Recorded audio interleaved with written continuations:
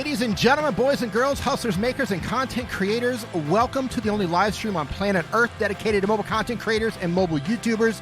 Today, I'm answering your mobile YouTuber questions. If you have a question, please head down to the description, click on the link, and drop your question in the form. It's going to help me keep everything nice and tidy. Here I am. Nick is in the chat as well. I saw Motivation Theory in here. John, how's it going, man? I'm glad to see you in the house, dude. It's good to have you back. Live streaming pros in here. And happy Father's Day.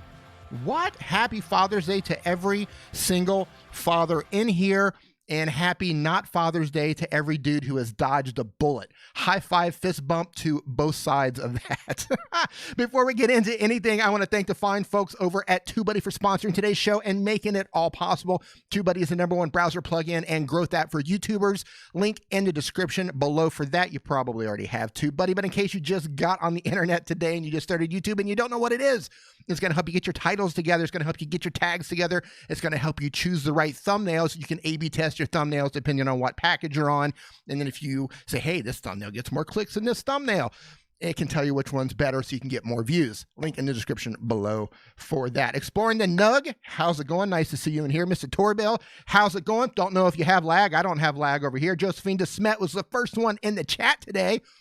Showing up early. Early bird gets the worm. Awkward. Zutech, how's it going? Clasher BJ, how are you doing? Brittany Clark, how are you doing? Texas Mommy, Sandy Sprang, Jackie, Hero Food Reviews, Blood Demon, scariest name in the chat right now. I'm not even clicking on your channel, bro. Risky click of the day. Aaron Welch, how you doing? TMB, Fizay's swagging. Well, the gang's all here. Wrestling with Kobe. How you doing? Hey, if you guys have, hey, Beanie Draws, there he is. What's up, Blue Line Tech? If you guys haven't shared this out yet on your favorite social media platform, go ahead and share this out. You know I'm going to be pulling up Twitter later. I'm going to be retweeting people and thanking you for sharing this out. And also give this a thumbs up if you have a good time in here. Reaction Reaper, nice to see you in here. Paul Peck Drywall Tube. How you doing, brother? Zootex, Jackie Hero. Oh, I already said hello to you, but you're so rad, I'm going to say hello twice. Dr. Sten.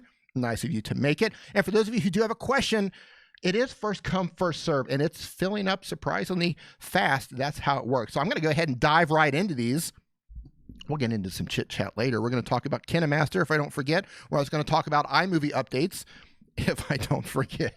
All right, first question comes from I'm at Vev, who says, can I please get subs? I only have 13. Yes, you can get subs. In fact, you're on the right platform for subs. If you keep making content, if you keep focusing on the right things, you keep focusing on the right people to target with your videos, you focus on making great titles, great looking thumbnails, you're going to get all the subscribers you will ever want. However, I have to say, don't just focus on subs, focus on building a community, focus on your views, focus on watch time, focus on getting channel authority, focus on making an impact. That's what makes a difference. Hey, Creative Spartan, how's it going? 30-day reviews, what's up, Justin? Hope you are doing well, brother.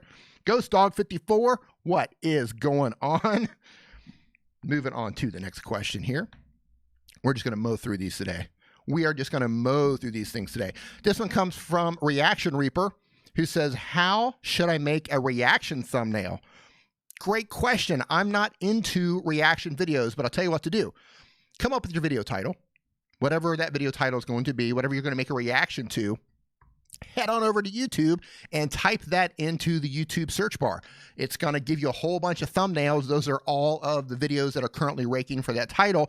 Look at all those thumbnails. These are the top thumbnails that are coming up and say, okay, well, these thumbnails are getting clicked.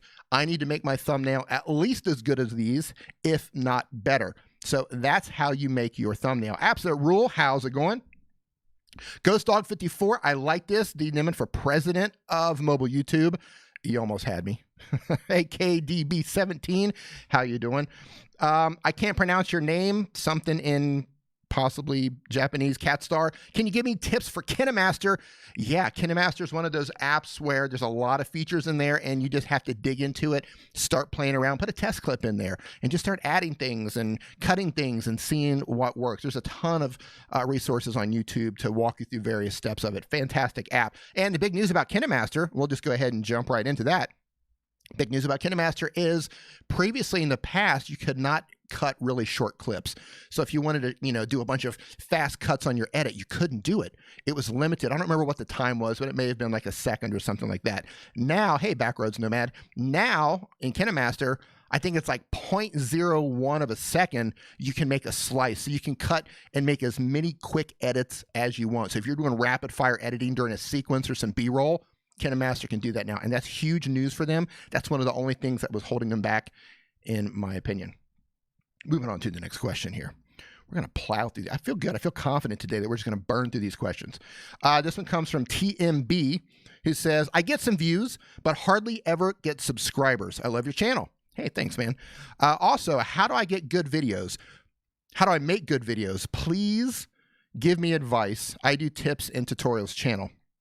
Okay, so I'm going to work a little bit backwards on this. How do you make good videos? You make good videos by practicing making good videos. Your videos starting out, like everybody else's videos in here, are probably going to suck. They're probably not going to be very good, and that's just the way it is. If you have been on YouTube for a while and you think your earlier videos, your very first video, does it suck compared to the videos that you're making now? If it does, type in yes right now. Yes, my videos sucked when I first started.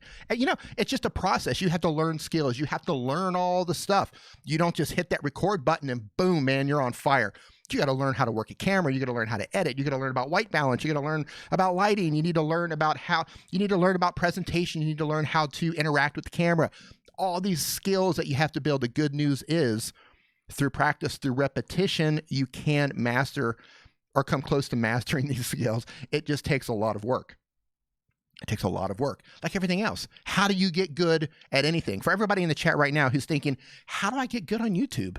How do you get good at anything? How do you get good at your favorite sport? Let's say you're a tennis player. I don't know why anybody would play tennis, but let's say you did. If you're a tennis player, if I toss you a racket and I toss you a ball and I say, let's hit the court, and you've never played tennis before, you're not going to know what to do and you're probably going to suck at it. But if you practice and you practice and you go out there every single day and you're hitting the ball and you're practicing and you're practicing, you're playing and you're playing and playing and playing, eventually you're going to get good at tennis. Same thing, man. Same thing applies. Or if you're like live streaming pros, David, can't be afraid of a little work.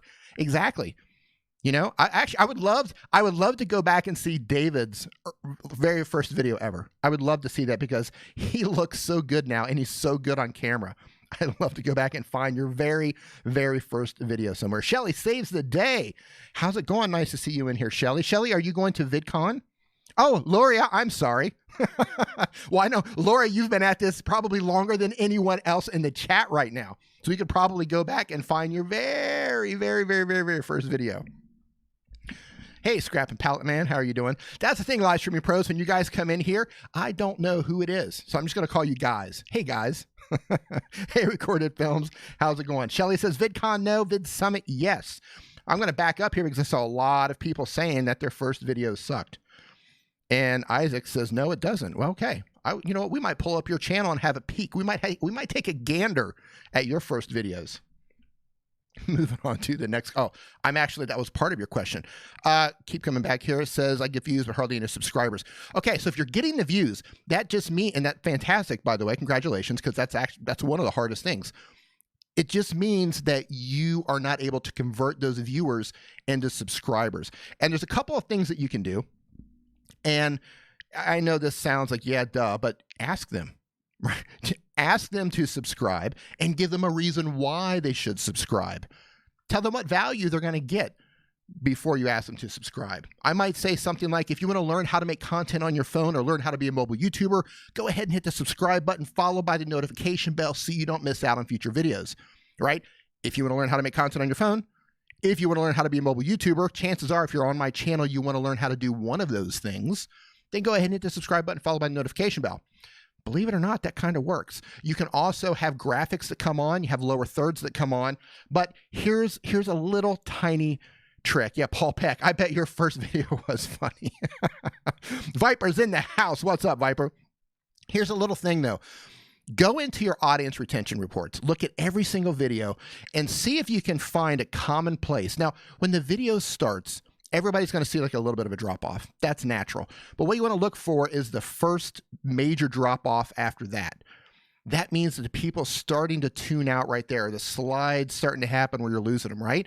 Make sure your first call to action, the first place that you ask them to do something, be it to subscribe or leave a comment or click a link to go do something for your business, whatever you're using your channel for, front load that before you notice that drop off in your audience retention. So if you say, okay, around the 30-second mark on average on my videos, or the 1 minute mark, a lot of people start to fall off there. So you want to make sure to front load that stuff so more people will see that call to action. Hey, Bailey Lanham, how are you doing? 30-day review says I need to do this and write down what I'm saying so that it starts to drop off. Yeah, you just have to go in, go look at the last 10 videos that you have and see if you can find, okay, they pretty much fall off right around here. And that might be dependent on their topic and that sort of thing, but you can probably find a general idea and just front load that stuff and throw a graphic in the middle and do it again at the end. Make a sandwich, if you will. Bobstar X, what's up, dude? Lucy H Vids, how are you doing? So the idea is you need to convert those viewers into subscribers. Tell them the value they're going to get, and where you ask them is important. And also, and this is a little tip that I picked up from my brother Nick, which is really clever. If you do something in your video and it's funny, or they might get a smile or a laugh, right after that, that's a great time to ask them to subscribe because you just triggered an emotion with them. You just made them laugh. You just made them chuckle or whatever. Bam, they like you. That's a great time to ask them to subscribe. And don't forget, put links in your description and that sort of thing. Next question is, adjusted apocryphy. I can never say that word. What's a good mic for outdoor videos? I have a Rode shotgun mic now for my Canon M50. If you have a shotgun mic, I prematurely hit that. Never happened before. So if you have a shotgun mic, maybe you have something like this. I'm not sure if you do, but like this is fine.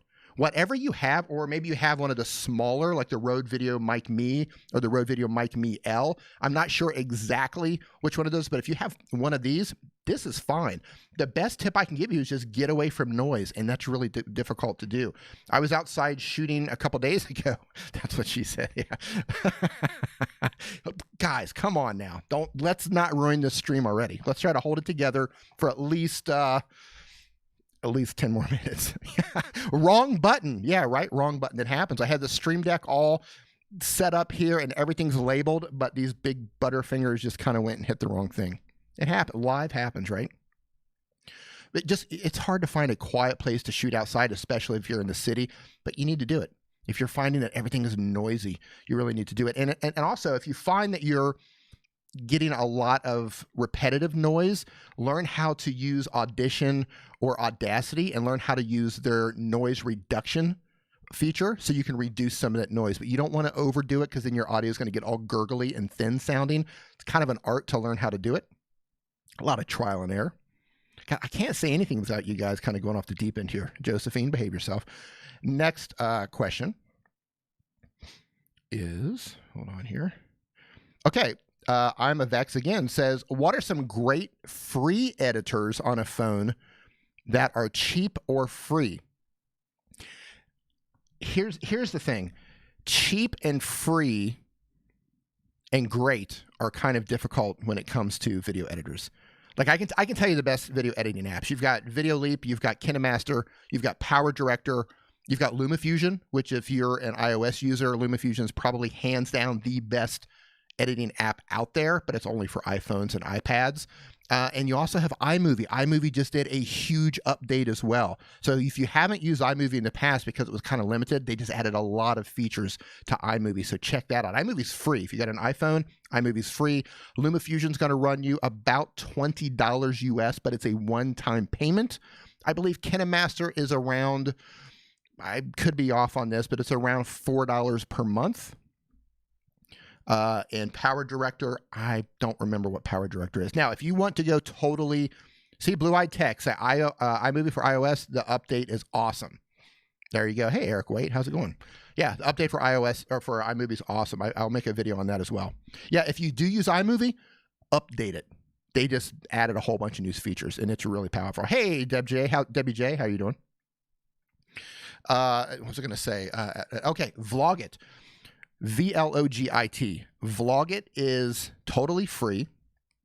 They will stick a watermark on the end of the video, so it would go up there on your end screen or something like that on YouTube. However, some people have reported that they have, that's I don't think I'm sorry, Filmora Go is the one that puts the watermark at the end. Vlogit, some people have said that they're having audio sync issues, and I don't know if it's a problem with the app or it's just a compatibility issue with the app in their operating system. I haven't had that problem yet, but totally free, no watermark. Vlogit. Is it great? It gets the job done if you have to have free and you're on Android. The Strong Dino says, what's the best screen recorder with internal sound? The answer to that used to be Mobizen. Mobizen used to give you full controls over your audio if you had a Samsung or an LG phone. So if you only wanted to record your gameplay and not all the external sound in the room, Mobizen used to do that, but about 2 or 3 weeks ago, they removed that feature. So now they all kind of suck, to be honest with you. What's happening now with the internal screen recorders is as the audio is leaving the speaker, the microphone is picking it up. So your gameplay, all the sound is coming out, but it's picking up all the background noise, and you don't know why it's driving you crazy. It's because the microphone is picking up the sound as it's leaving the speaker. That's their workaround. This is Google's fault. They own Android, so that's Android's fault. Go Android. What is the best screen recorder? I still think it's Mobizen or AZ Recorder. Next question. Next question is here. This is a good question. It's a little bit wide open, so I'm not sure what you're looking for. But this one comes from OP Dark Ninja, who says you're on a tablet. And your question is how to properly stream. To properly stream, I'm assuming from a tablet, and correct me if I'm wrong, dude, if you're still in the chat. Hey, Alan Osborne, how you doing? Hey, Topic Ruben, how you doing, man? Hope you're doing well. From a tablet, you could use the Streamlabs app. That works on most tablets as far as I know. And if you're on an iPad, you can use Switcher Studio. Switcher Studio is not free. However, it is a really good streaming app. VIP Man YT, how's it going, man? The gang's all here. Scrap and Pallet Man, how's it going, man? Information is golden D. Thanks for all your help, my friend. I'm a couple hundred away from 30K. Dude. Congratulations, man. You're going to hit that. Couple hundred away. So what? Maybe I don't know what your gains are per day, but you'll probably hit that maybe in a couple of days. Dude, that's awesome. Congratulations, man. Happy Father's Day to all the dads, Topic Ruben says. And to all the non-dads as well. All right, next question. Okay, this is great.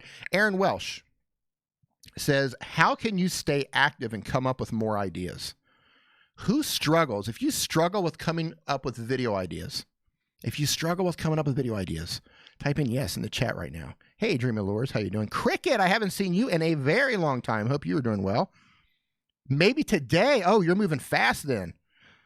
So yeah, if you're struggling to come up with video ideas, just put in yes right now. Let's see what's going on here. I'm gonna see something here. Scrap and Pallet Man. We're gonna check you out. Give me 1 second here, bud. Scrap and Pallet Man. Where you at, Scrap and Pallet Man? Let's check you out. Boom. Oh, yeah. 29,766. Look at that. Yeah, if you hit that today, man, that's fantastic.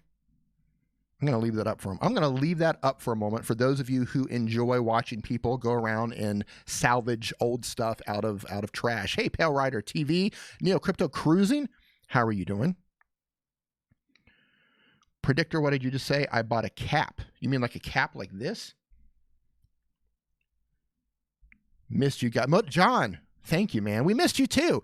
Believe it or not, John, almost every single stream, somebody will say, hey, what happened to motivation theory? But yeah, dude, I know you're getting your degrees and you're working. You got the family thing going on, all the important stuff. So, man, YouTube and the community is going to be here whenever you come back into it, man. Just do your thing. It's glad to see you again.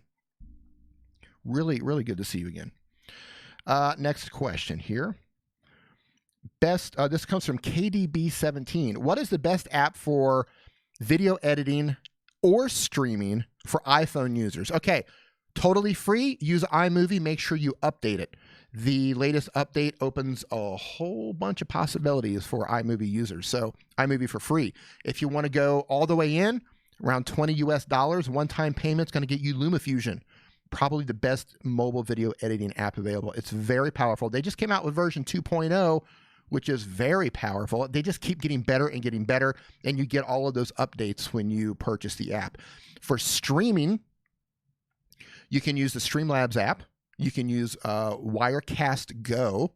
I haven't personally used Wirecast Go yet, so I don't know how good it is or not. You can also use Switcher Studio. You can use it on your phone. It's not only for a tablet. You can also use it on your phone. There's probably some others, but those are the ones off the top of my head. Moving right along. Well, these questions are pouring in. Thank you. These are good questions, too. Usually it's full of like, can you subscribe to me or review my channel, bro? But these are good. These are good questions. Val's Review says, what would be the best app for editing if remote and I have to use an Android? He threw me for a loop there on if remote. Best editing. I'm guessing the best video editing app for Android. Not sure about the remote part. Hold on. I need to turn the air conditioner. I apologize if it gets a little noisy. But this room, I'm in Southeast Asia. It gets hot here. Hold on here. I think it's on. Best video editing app for Android. I'm going to say have a look at Power Director or have a look at KineMaster. Those are probably two of my favorites. Moving right along. I'm going to jump into the chat here in just a moment and see what's happening there. I just want to burn through these because I'll get 70 or 80 questions usually that will pile in here, and I want to make sure I get through as many of these as I can. Let's see, you're throwing me here in a non-mobile question. Okay, this one comes from 30-Day Reviews. You always throw the hard questions at me. Let's see what this one says. Not a mobile-specific question. Okay, well, the 50-50, I got an answer for this. Wondering if you think that old off-niche videos that are my top views, as well as my top earners, could be messing with the algorithm to not know what my niche is. Wondering if I should hide those videos or what I should do. So the question that I would ask you is, what are those videos about? And hold on, make sure you didn't tell me. Hold on. Old off-niche videos. Okay, so here's the problem with that. If they're off-niche, I know now you're doing beard care, right? Mustache, handlebar, beard care, shaving supplies, that sort of thing. If that's what you pivoted to, and that's what everybody coming to your channel is now, right? That's what you're building. But, and this is the way it works with channels that have been around for a while, they're gardening they're gardening tools and random other things. Okay, if they're off niche, but they're still driving views to your channel and they're still driving subscribers to your channel, you're definitely going to have a disconnect there and you're going to have some separation, and they might not necessarily be interested in what you're doing now. Actually, there's a good chance if somebody came for a gardening video that they're not going to be into your mustache grooming videos. However, this is, I mean, what are you going to do? You don't want to turn them off. I mean, you're getting watch time from it. You're getting engagement from it. And if those people end up unsubscribing, they end up unsubscribing. But what does happen, though, like as your channel, that's helping your channel build momentum. So if you have to use those people to help build momentum to reach even more people that's more focused on what you're doing now, then I would do that. I wouldn't unlist them. I just roll with it. Right, that happened in the past. Just let the cards fall where they will, because they're giving your channel momentum. Even though they're not ideal viewers for your channel now, they're not ideal for your community that you're building now. They are helping your channel as a whole. So because of that, I wouldn't touch them.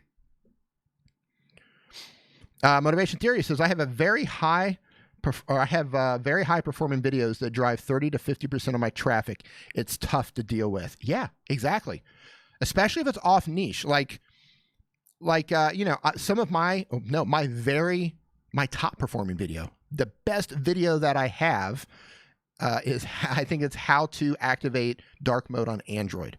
Now, I love dark mode. I love dark mode. Everything, we've talked about this before. Everything should be black. Everything should have dark mode, the darkest of dark, lights out. Every app, every piece of software, I live for it. I breathe for it. I'll fight for it, right?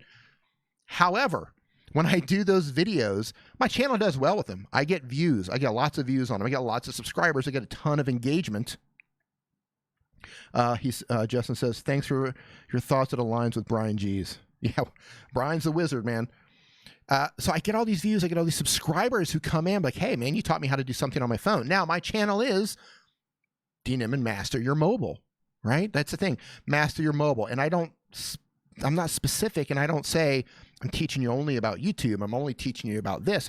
It's mobile, so it's kind of like a catch-all. But unfortunately, if I don't do more of those tips videos, like if somebody comes and they want to learn how to do dark mode on their phone, they really don't care about YouTube tips on their phone. They generally don't care about how to edit on KineMaster or iMovie.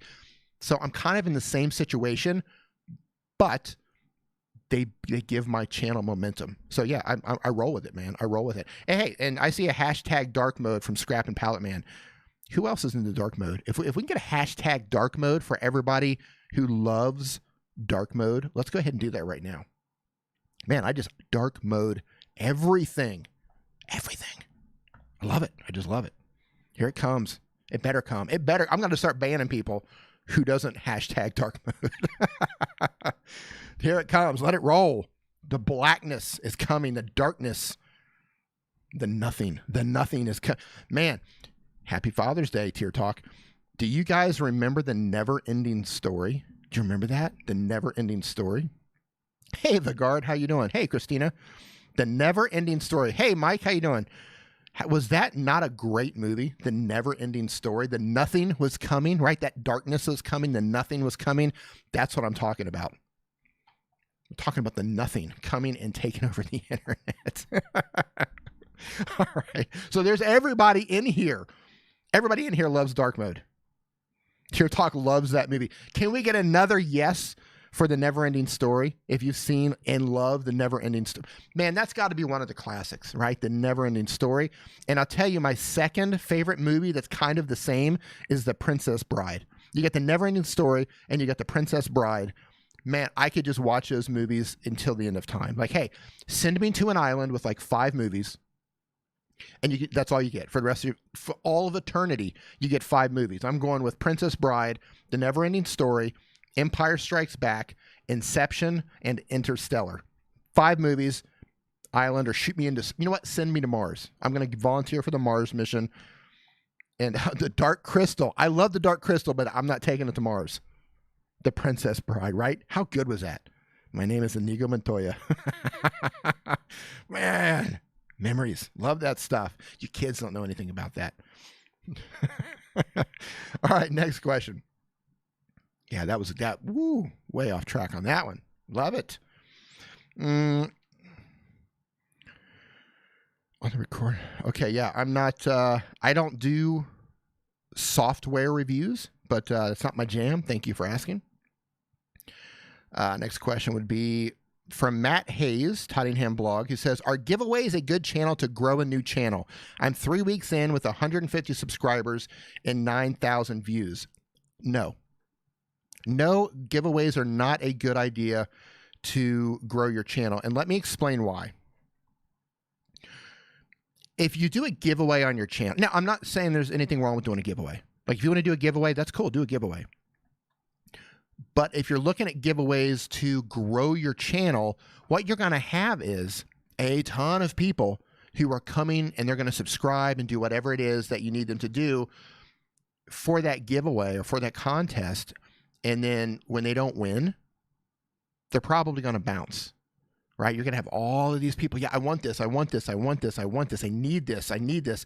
And they're going to just pile in. And you're going to say, my God, hey, Alex Talks. Hey, I'm getting the views. I'm getting the subscribers. My God, this is working. I'm going to give away a new phone. I'm going to give away a phone every month. And I'm just going to blow my channel up. Well, you know, when they don't win, like they're not coming there for you. And that's what you want. The important thing is you want people to come there for you. You want people to come to your channel for the information that you're sharing, the stories that you're telling, the motivation that you're giving people. You want the community to build around your channel because of you and how you interact with the community, how you help them, how they help you, that whole thing. And that doesn't happen with a contest. It doesn't happen with giveaways. what you have is those people coming for that thing, whatever that thing is. They come for the stuff, and when they don't get the stuff, most of them are going to bounce. They might not bounce right away. They might bounce over the course of weeks and months and months and months. But all of the ones who came in, they're eventually going to leave because they came for the stuff and they didn't get the stuff. Also, if you do giveaways, YouTube now has what they have called a fake engagement policy, and they've got some new policy changes where you can't incentivize people to subscribe to your channel. You can't say I'm having a contest, and in order to win the contest, you have to subscribe to my channel. You can't. That's a no-no. You can get a community guideline strike for that. So if you're incentivizing anyone to subscribe to your channel to win a contest, hey, enter the contest, but first you have to be a subscriber. That's a no-no. You don't want to do that anymore. Josephine DeSmet says, you asked for that. Happy Father's Day. Thank you, Neil. You D-Daddy. Yeah, thank you, brother.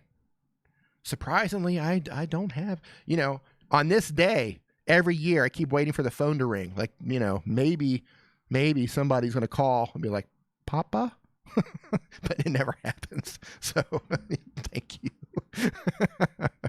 Thank you. Oops, hold on here. Sorry about that, Debbie J. The Streamlabs bot just deleted you. Debbie says, I assume the occasional giveaway is different than the info you give away on an opt-in page. Okay, yeah, like if you're doing an occasional giveaway, I want to be clear here. There's nothing wrong with doing a giveaway. There's nothing wrong with doing a giveaway. You don't want to incentivize them like, hey, you have to subscribe to my channel in order to win. You can't do that. But if you want to do giveaways, do giveaways. What I'm saying is using giveaways as a strategic move to grow your channel. That's not a good idea because all of that growth that you're getting, it's not real growth, and that's going to end up backfiring. Debbie J, I do apologize. The Streamlabs bot is just kind of like all over the place. I didn't do that, so again, I apologize. For those of you who don't know, the Streamlabs bot that you see running in here, it's a bot that you activate inside of Streamlabs, and like I gave it words like PLZ or PLS. And if it sees those words, it'll automatically like give you a warning. But sometimes it's not picking those words up and it's kind of going on its own.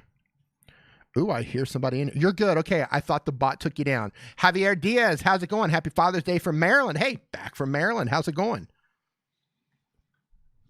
Just testing it. No, you're not going to prank call me, Josephine, with the Papa thing. Ain't going to happen. So I hope that answered your question about the giveaways there. It's okay to do giveaways. You don't want to incentivize them for people to subscribe, and you definitely don't want to use that as a strategic way to grow your channel.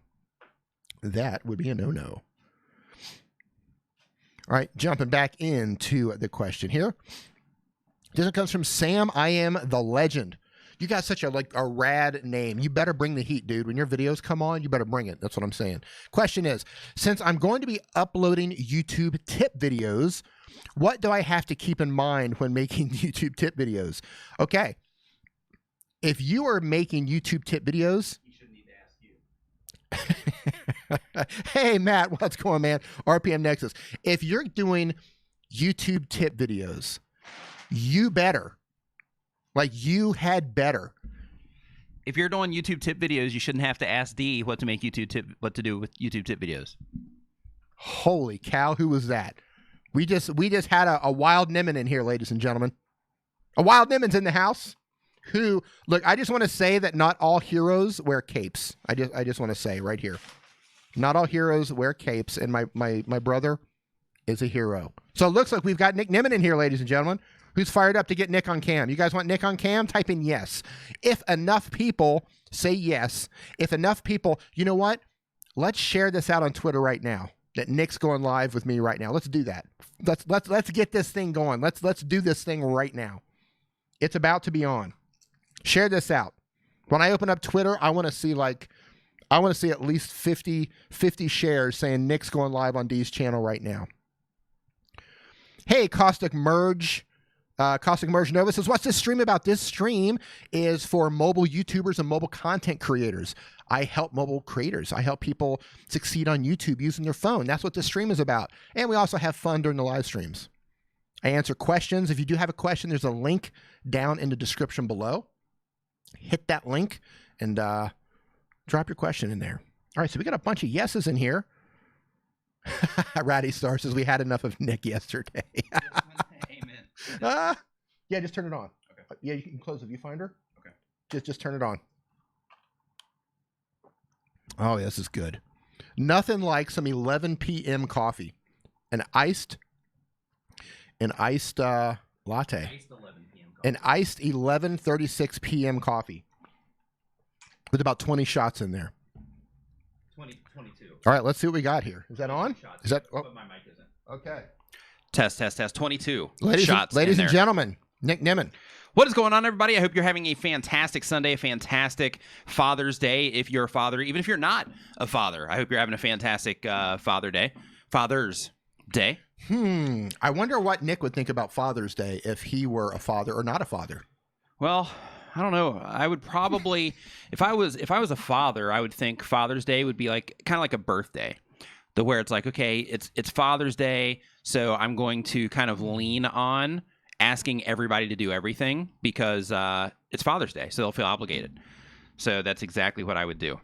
Mike Phillips, thank you, brother, for this super chat. I saw this just a little bit late. My apologies, man. Hope you were doing well. I got to go back and read this. I just lost the note that he put on there. Uh-oh. He sent me a love letter. Let's see what he said. He says, to the father of all things mobile. Boom. Oh, nice. Make sure I didn't miss anyone else. Matt Hayes says, love the Nimmin channels. Thanks for the tip. Thank you, Matthew Hayes. And Ratty Star says, I would love a quick review. You are in the queue. I'm not going to do a lot of channel reviews today, guys, but I will do a couple. Ratty Star, you will go up first. So, man, what's up with you today? What are you out doing? Man, I've been out running around a little bit today. I went to the mall. I was looking at the cameras. I was telling you that I'm getting a new camera for live streaming. Yes. So I was out there looking at options, and I almost got one, but I couldn't find anybody that had the thing where I could actually plug it into the wall, which is something that I'm going to need. So I'm probably going to have to. Well, first I'm going to try Photobug tomorrow. And if they don't have it, then I'm going to have to order it off of Amazon, and then I'll be able to pick it up, when we go for VidCon. Okay. So that's what's up with me. It's what I've been doing today, just kind of going around looking at cameras, getting different prices at different places and things like that. It's funny if you just look around a little bit. So this guy's in my head. In one mall, in my head, I feel like I'm hearing Nick. Do you guys hear that? Is it just me? So weird. In one mall, I had. By going to one shop, I was able to track down to where I would get it for the same price that I would get it if I bought it off of Amazon in the States. Miss Habe, how's it going? So I got you. Okay. So that's a bonus without the markup and all that. Okay. Okay. Yeah, so that's what's up with me, and just cruising around, man. It feels amazing outside. On the way here, I was like, you know what? I should just go somewhere and hang out and drink this iced coffee. But I decided against it. You're like, hey, I'm just gonna go somewhere and be a hero. Yeah, decided on that instead. Viper's in the house, ladies and gentlemen. Hey, what's up, Viper? Been in the house. I love Viper coming in. Viper's awesome. He brings energy with him wherever he goes. I don't even have to see Viper. Yeah. And I see him come in and he drops the fire emojis and all I hear is, what's up, people? Yeah. Captain Team Apple here. Yes. Right? I see the fire emojis and it's just like flames erupt. Yeah. Right? Absolutely. Yeah. Flames or Viper, you need a studio, brother. You need to get off the sofa. You need a studio in front of a huge TV monitor with flames behind it. Right. Just flames, brother. Flames behind, or just light the house on fire. Just go. Don't do that. Just fire. Me coming in trying to. Hey, you want to help me answer some questions? Sure. What do you got? Okay. Lay 'em on me. Yeah, let's do it. Let's get back to the questions here because I know that's why you're all here. And just really quick, I want to let people know that or let everybody know that I am looking at this on my phone as we're doing this because I don't have my laptop in here at the moment. Mm-hmm. So it's difficult for me to tag people because it's on the phone. So I just wanted to let everybody know that anybody that said, hey, I would love to tag you right now and say hey back, but I'm just going to say hey instead because I actually have that difficulty of tagging right now because I'm on my phone. Get out of my head. Yeah. This is pretty much. I just want to say excellent framing, by the way. Excellent pre-framing on this because I didn't have to move the camera at all, and I'm in a good spot here in your head. So this is great. I'm good. Yeah, that was good. I'm good, man. Well done. I know. All right, here's the question. Bubble Nick. Bubble Nick. Can we get a hashtag Bubble Nick? This is the new name. Bubble Nick. Can we get a hashtag Bubble Nick. D, you're putting down your hand in front of Nick's face. Is that what I'm doing there? Oh, look at that. Uh-oh. No, please. Please. All right, here's the question. And you probably can't even answer this, but I'll let you try. All right. Okay, this one comes from Keeping Star Wars Fun, perhaps the best title or best channel name in the whole chat today. It says, what are the best Android apps for editing and creating good quality videos? Got anything? Best Android apps? Yep. Is LumaFusion Android too, or just iPhone? Oh my God. Hey man, this isn't my thing. Android apps, I would say KineMaster or KineMaster, like I used to say before I was corrected. KineMaster. Yeah, KineMaster. See, I would say KineMaster. I would say Live Leap. Is that what it's called? That's not bad. Is it Live Leap? Is that Yeah. what it's called? Here, hold on. Thanks, Paul Peck. Power Director, KineMaster, Live Video Leap is pretty good. Video Leap. Yeah, that's what it is. That's what I meant. Pretty Yeah, much Video those Leap. three are kind of like the Pinnacle. the top of the line. Where are you looking at, Nick? I'm not sure what you're saying, Neil. All right, next question. By the way, I'm curious, for those of you who are mobile creators, I know not all of you are. Some people just like to hang out because you're awesome. Mm-hmm. What app do you use to edit your video? And Great question. Even if you're editing on your computer, let me know what you're using. Hey, Nikias, how's it going, man? Hey. I'm not sure just yet. I'll get in contact with you once I'm in Vietnam. Are you guys connected on Facebook or anything? On Twitter. Oh, okay. Okay. Yep. So we've got KineMaster, tried for more go. Okay. How long is he in Bali for? Like 3 weeks. Oh, interesting. Yeah. Yeah, I'm running to Vietnam. I'm literally on a plane in the morning to Vietnam to deal with my Thailand visa. I got to go to the embassy there. 3 weeks. Possibly on the back end of that. So where are you going in Bali? See. Anywhere in particular that you're going in Bali, like a specific area, or are you going to bounce around a bit?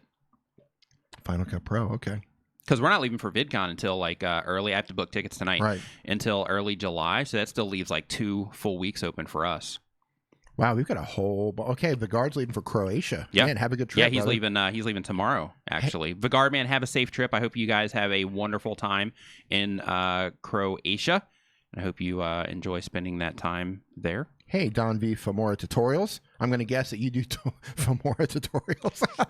I'm betting Tell you you're what, going to say D's on Famora. top of it right now. Yeah, you're not going to get one past me today. All right, next question here. Hey, Heidi.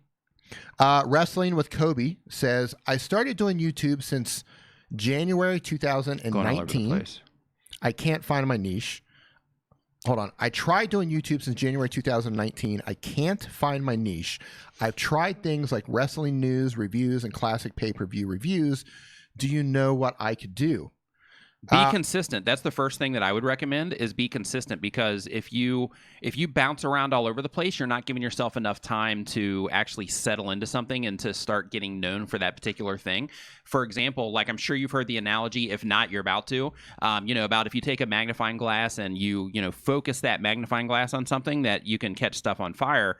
And if you don't focus it on stuff and you just move it around all over the place all the time, then nothing actually has a chance to catch fire because you're constantly moving it around all over the place. So if you apply that analogy to YouTube, you want to basically make sure that you are giving yourself enough time in order for your channel to catch fire, so to speak, and become, a resource for whatever type of content it is that you are making. So yeah, so be consistent. And you said January 2019. So basically what you've done, we've only had a handful of months.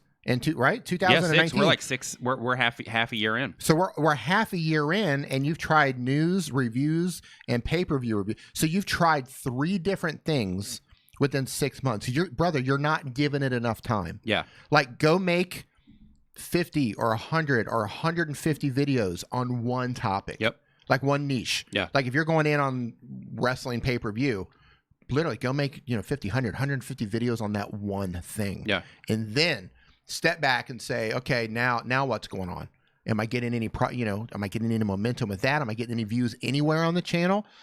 But like right now, I mean, you're bouncing around every month or 2 months. Yeah, Dr. Sten has a great thing. The first 1,000 hours, try it again.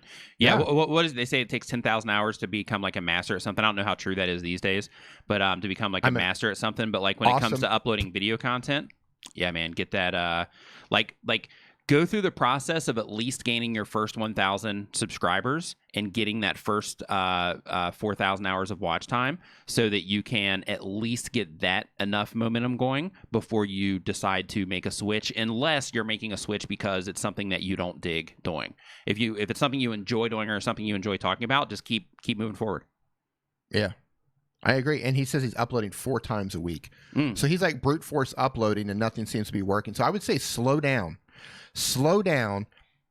Really take a look at what's working on the channel, what's not working. Focus really hard on learning how to craft good titles, up your thumbnail game. Because if you're doing 4 videos per week and nothing's catching on, it's probably not your niche. It's probably that you're not doing, it could be your titles, could be your thumbnails aren't hot, that sort of thing. So you got a lot of tweaking to do. Eric, wait, behave. They're a little bit naughtier in my stream. Yeah, I know. I can tell that. I'm looking through these comments, and I'm like, whoa. Yeah, that's not family friendly. Yeah. Neither is that. Okay, so Bakugo Black, who says, I cannot upload thumbnails from my tablet. I must verify, but I need a phone number. What do I do? Okay. So, sorry. Go ahead, Dee. No, go ahead. Okay, so what you can do is it's going to cost you a few bucks, but you can basically do it through Skype, to where you get a Skype in number, and through that Skype in number, then you can use that to verify. But I'm guessing if you're going to be able to buy a Skype in number, you can probably just go get a SIM card and just get like a prepaid SIM card or something, because it's not something they're going to continually call you on or anything like that. It's just something you need for that verification process. So because of that, just go get like a SIM card or ask one of your friends or somebody like that, somebody that you know that doesn't have a YouTube channel, and say, hey, can I use your number because I just need to go through this verification process. I need to get this PIN code that YouTube is going to send me, and I need a phone number to do it. Can you help me out? And it'll literally take you 15 seconds, maybe 30 seconds to do the whole thing. So just ask somebody that you know, get a Skype in account, or go and grab a SIM card. Ghost Dog 54 says, couldn't he just use a Google Voice number? I've never know. Yeah, I've never used a Google Voice, so I'm not sure. If they come with actual numbers, it's possible. However, if that is routed through Google, I'm not sure if their systems would be able to say, hey, this isn't a number, this is a Google Voice number. So I'm not sure if that would, kind of flag that or not. I have no idea. But if not, then it's definitely worth trying without question. So 30-day review says, proof you need to niche down. I was doing random product reviews for 3 years, but once I niched down, I grew 1,000 subscribers in 1 year. Yeah. Right? Yeah. Man, focus. It definitely helps. Focus definitely and put in the work. Yeah. What's going on, Heidi? All right, next question. Next question is, this one comes from Reaction Reaper, who says, okay, so they have a reaction channel. They say, what is the best way to get views for a reaction channel? You know what? I'm going to throw that one to you. They're a reaction channel. Trends. React to trending stuff. So like if somebody has a... like if an artist puts out a particular thing, react to that. If a movie trailer comes out, react to that. Like basically find things that are hot that people are responding to already and react to those. Hop on Google Trends and just start popping those puppies open and make 10 videos. Hey, here's this one, here's this one, here's this one. React to everything. You've got Google Trends. You have the trending tab in YouTube. You also have the trending tab in Twitter. Those are 3 places that you can get things that are happening right now. Hold on really quick. And then react to them. So Reynold Lagoda Official. So, hey, man, I just wanted to let you know, Dee just put out a video on his channel about the tactic that you are trying to use right here, because you're asking for, you're saying, let's help each other, guys. And basically what that means is you're looking for people to subscribe to you in exchange for, a subscribe to them. But Dee just put out a video sharing why that is really bad. Like that practice can actually get your channel taken off of YouTube. So it's really, really important to make sure that you are not doing that. I just wanted to bring that to your attention because that's a common thing on YouTube. A lot of people do that until they know not to do that. So I just wanted to bring it to your attention. I'm not like calling you out. I just wanted to bring it to your attention because I saw you doing that in the chat here, and just let you know that you should go watch that video so you can see all of the different reasons that's not something that you want to participate in. Croshan Wolf says, I disagree. I'm not sure what you disagree about. I'm not sure what we said, but they said, I started making 4K watch time when I had 350 subscribers in 300 videos. I just started posting more in my main niche area. Not sure what you disagree about. Oh, I know. I think it was like Josephine that said that 4,000 hours of watch time was hard. He might have been disagreeing with her. I'm not sure. Gotcha. All right, next question. How are you, D? Like what did you do today? What's your thing? Man, my day started at Thai immigration, Okay. which was an absolute bust. Then I got a ticket by the police. Sounds great so far. Yeah. Sounds like it was off to a great start. Yeah. And then I went to the electric company and I found out that I owe what is that? About $70 Okay. for during a month that we weren't even in there. Okay. So yeah, my day has been pretty much just hammers hitting me in the face. Okay. But I'm here and I'm pumped to be live. Okay. And I just like took all that stuff out Let of it the go. head. It gone. Oof. Good. And then here I am like, hey, think about that stuff for a minute. And when I end the stream, it's going to come right back. Sure. It's going to jump right back on my shoulders. Floods in as you just like crumble in tears here at the. And I'm going to leave here and go straight to the bar. All right. Next question. This one comes from Coach Hall Writes. He says, what is the best way to approach someone for a collaboration? If I have 200 subscribers, what size of a channel should I look for? Tackle that one. Yeah. That's good. Go. Say the question again. So I was like reading the chat while you're saying it. Okay. And by the way, if you're just joining us, if you do have a question, go down to the description. I've got a link down there that says ask question here. It's going to allow you to put your question into a form. It's how I make sure I get through all of the questions because I can't see them all when they're going into the chat. And it is first come, first serve. And there still is room to have your question answered. And real quick, hands down, the best gaming, just to give you a heads up, that wrench next to the name and the blue channel name, that's actually a moderator for the chat. So that basically they have mod privileges.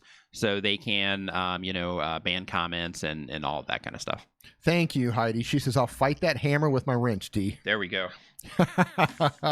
Okay. The question was, and this one comes from Coach Hall Writes. What is the best way to approach someone for a collaboration? If I have 200 subscribers, what size of a channel should I look for? Okay, so if you have 200 subscribers, I recommend that you try to collaborate with other people in your space. Or other people in your space around a similar size. You know, I know everybody wants to collaborate with bigger channels, but the reason that it's difficult to collaborate with bigger channels is because there's actually a couple reasons. One of those reasons is because bigger channels, they typically have their workflow together and they're doing their thing on their schedule and all that stuff. So actually the process of doing a collaboration becomes kind of like a break in their workflow to where it can kind of slow things down or distract them and things like that. In addition to that, another thing that typically happens when smaller, I won't say smaller, but less experienced creators are trying to collaborate with more experienced creators is it becomes something to where, you know, it becomes a little bit of like a training process and things like that. And it's not necessarily you do your thing, I'll do my thing, and we'll meet in the middle. It's more of I'm going to carry the majority of the weight here. And then you're basically going to, contribute, but it's not going like it's going to be heavily weighted, right? So because of that, I would try to stay, unless you know someone personally, I would try to stay somewhere relatively close to your size. And when you're doing that, think of it like this. Don't necessarily think of it like I need to collaborate with a channel of a certain size.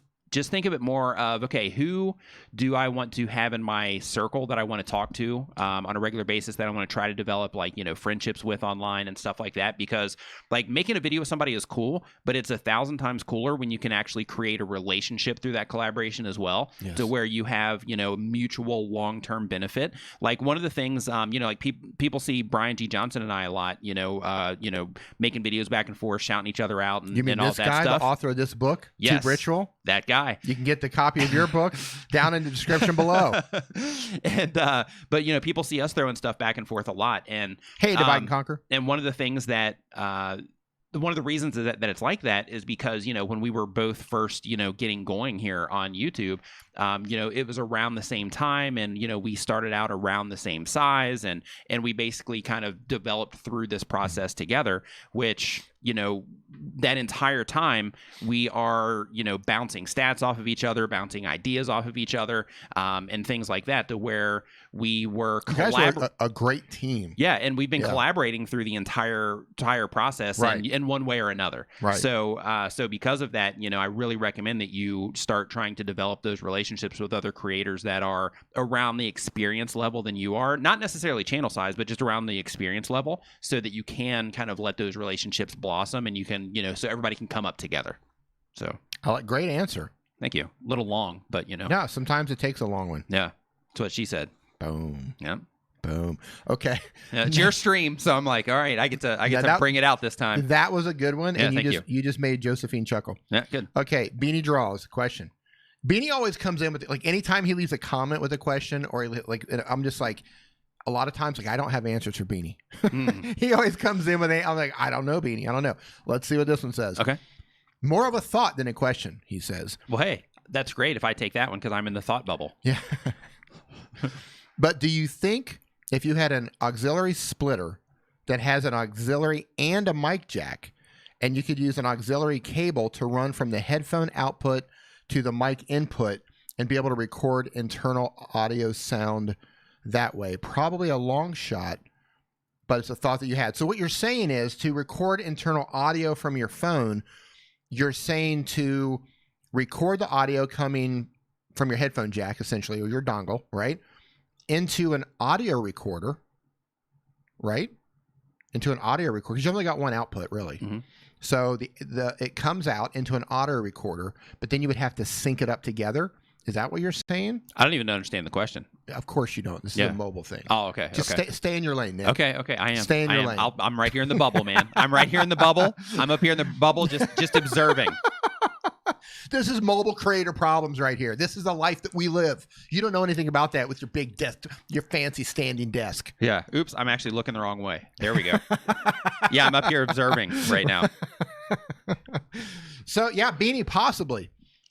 But you'd have to send it out to an external recorder. If you had two phones, then you'd have to bring the technically, yes, it would be extra work, but you could do that. That is a workaround. So if you had like a second phone, or if you had an external audio device or something like that, you could do that, then import the audio. You'd have to sync it up. But yes, Beanie.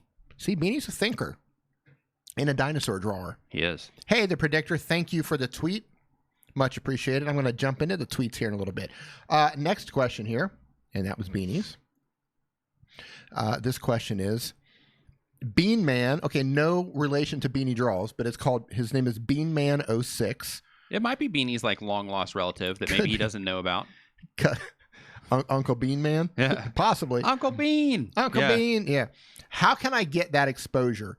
It's hard to get out there, and I've been putting in work, and I'm not seeing any new faces. Keep putting in work. It is hard. It is hard. That's why every person that you know isn't a content creator, because it is tough. There's a lot of work involved. There's a lot of learning involved. Like there's a lot of stuff that goes along with this, and that's what makes it hard. That's why when somebody gets 500 subscribers, we're like, hey, high five to you. Congratulations. When somebody gets 100, we're like, hey, well done. When somebody gets 1,000, 5,000, we're like, hey, keep going, you're rocking, because it's tough. Like a lot of people can't get to that point. So you have to go through the process of learning and through trial and error, just, making your content better and trying to understand how it all works and all that stuff. You have to go through that process, and it is work. It's hard work. It takes time. It takes a lot of, effort in order to get the ball rolling in a lot of cases, most cases. Yeah, in most cases. And I want to thank Alexa Lounge, who says you're entertaining. Oh, thank you. Alexa. Maybe is he entertaining, or are we collectively entertaining? Whatever the case, thank you so much. I do appreciate it. I want to say this about putting in the work. I just had a look at your channel, the channel that you linked here, and I'm not going to pull it up right now. But from what I see on your front page, you've got a lot of work to put in. You've only been going at this for 1 month. Oh, okay. Yeah, just getting started. Yeah, keep going. Keep going. You're just getting started. Yeah. Here's what I recommend that you do. Go subscribe to Nick Nimmin. Go subscribe. Hey, thanks, D. To Brian G. Johnson. Mm-hmm. Go subscribe to Dare Leaves. Go subscribe to Roberto Blake. Go subscribe to Creator Fundamentals. Go subscribe to video influencers. Go subscribe to every single person you can that's teaching you how to do YouTube, and then whichever one of those people you resonate with the most. I want to show people something, if you don't mind. I'm going to need to come to your camera to do it. Okay. So I'm going to show people this real quick. Okay. Whichever one of these creators you resonate with the most, go watch all of their content, because you need to learn how to set up your YouTube channel. You need to learn how to put your videos together. Go ahead. What's that? Let's see. Are they going to be able to see that? Yeah, here. Just stick it up here. I can do this. Here. Okay. So if you look to the left... Here, you can take it. Okay. Hold on. I got it. If you, oh, that was perfect. Hold on. Yeah, there we go. Whoop. Here, let's get in the middle. Scoot it over just a little bit. Oh man, it looked better when it was dark. Okay, anyway, if you look to the left of that, that's my channel, and that's the growth that I've had on my channel. If you look right there, you notice I started in September of 2014. Things didn't like really start taking off until like late 2016, early 2017. So anybody that's out there that is, you know, discouraged and they're like, hey, you know, I'm trying to figure it out. I'm trying to put in the work, you know, this, that, and the other thing. Like that's for me, that's what it took. It took, you know, that much time in order to get the ball rolling on what it is that I'm doing. Okay. Where was that at? Which?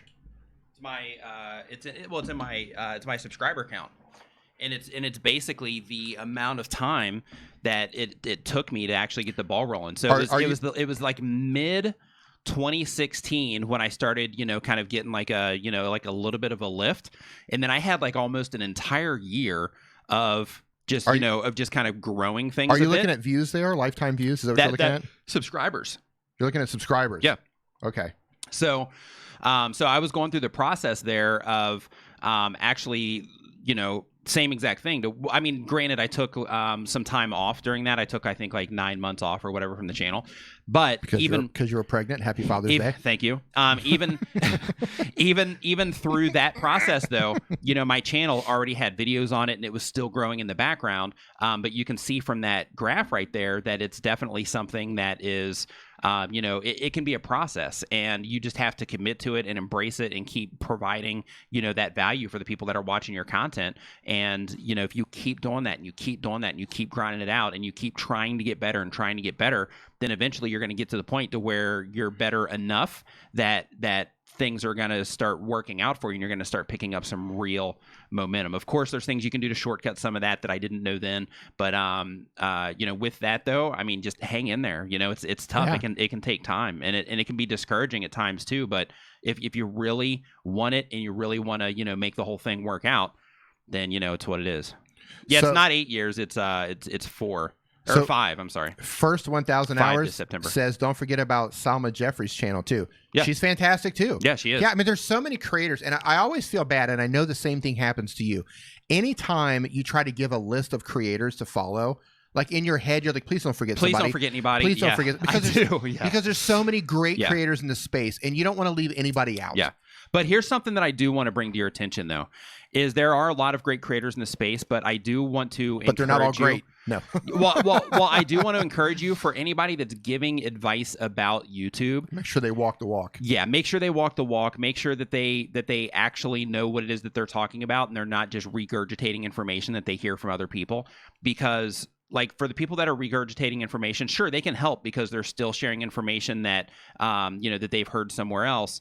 But you could probably do the same exact thing and share the same information because you hear us say it all the time, right? Like, you want to make sure that you are following people that are actually getting, you know, the results that you're after, or that are walking that same path that you're wanting to walk. Because, you know, like, if they don't have the experience, then they don't have the experience. Just like if you wanted to go somewhere, you wouldn't ask somebody that's never been somewhere, you know, how to get there. You'd be like, you know, you'd go and talk to somebody that's been somewhere. How should I tour through Italy on a motorbike? Right. Exactly. And I'm asking you. Right. I have no idea. No clue. I could make up a bunch of stuff, or I could tell you what I've heard from other people that may or may not be dated information. Right. But in terms of the, you know, actual information that you're getting, it's really important to make sure, because tons of people are popping up now with these types of channels, and it's really important just to make sure that you are taking advice from people that actually know what they're talking about.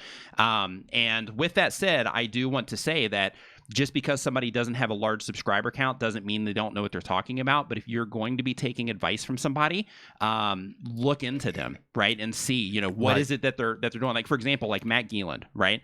Everybody in this chat right now, you need to follow Matt Geeland, Little Monster Media Company. Little Monster. Yeah, if you look at his YouTube channel, it's like, oh, hey, well, he's only got, you know, I think he's maybe 2,000 subscribers now. Super but you're going to be like, dude, man. Yeah, you're going to look at it and be like, oh, dude. Why should I listen to this guy? But he's, you know, he's one of those situations. And Andrew Can's the same way. One of those situations to where, like, you know, when you go to conferences and stuff, they're typically like the smartest people in the room. And here's something else. Just because their YouTube channel is small doesn't mean they haven't worked with tons of bigger channels. Right. Some of these guys are working with like mega channels behind the scenes. Yes. And they're so busy with those channels that they don't put it all into their channel. They're just getting started or whatever. But dude, Andrew can vet them. Super smart. Yeah, Andrew's. I mean, look super around. Smart. Look around. Like who's working with what companies? Yeah. Who's speaking at events? Who's writing books? Right. Who's, you know what I mean? Like who's always at the top of the list when this sort of thing comes up? Right. It's kind of easy to figure out who's who. Yeah. Divide and Conquer. Thank you, man. He says, hey, D and Nick, hope all is well, you guys. Thanks, man. What phone, in your opinion, would be the best for mobile content creators? An iPhone XR or a Samsung S10 Plus, etc.?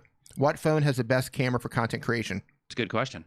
Great question. Here's what I know. I have an iPhone XS, and I've been having some problems with it recently, but I think it's more of the app than it is the phone. And I'm also having a problem with the front-facing camera in that phone. So I'm kind of having some problems with the iPhone.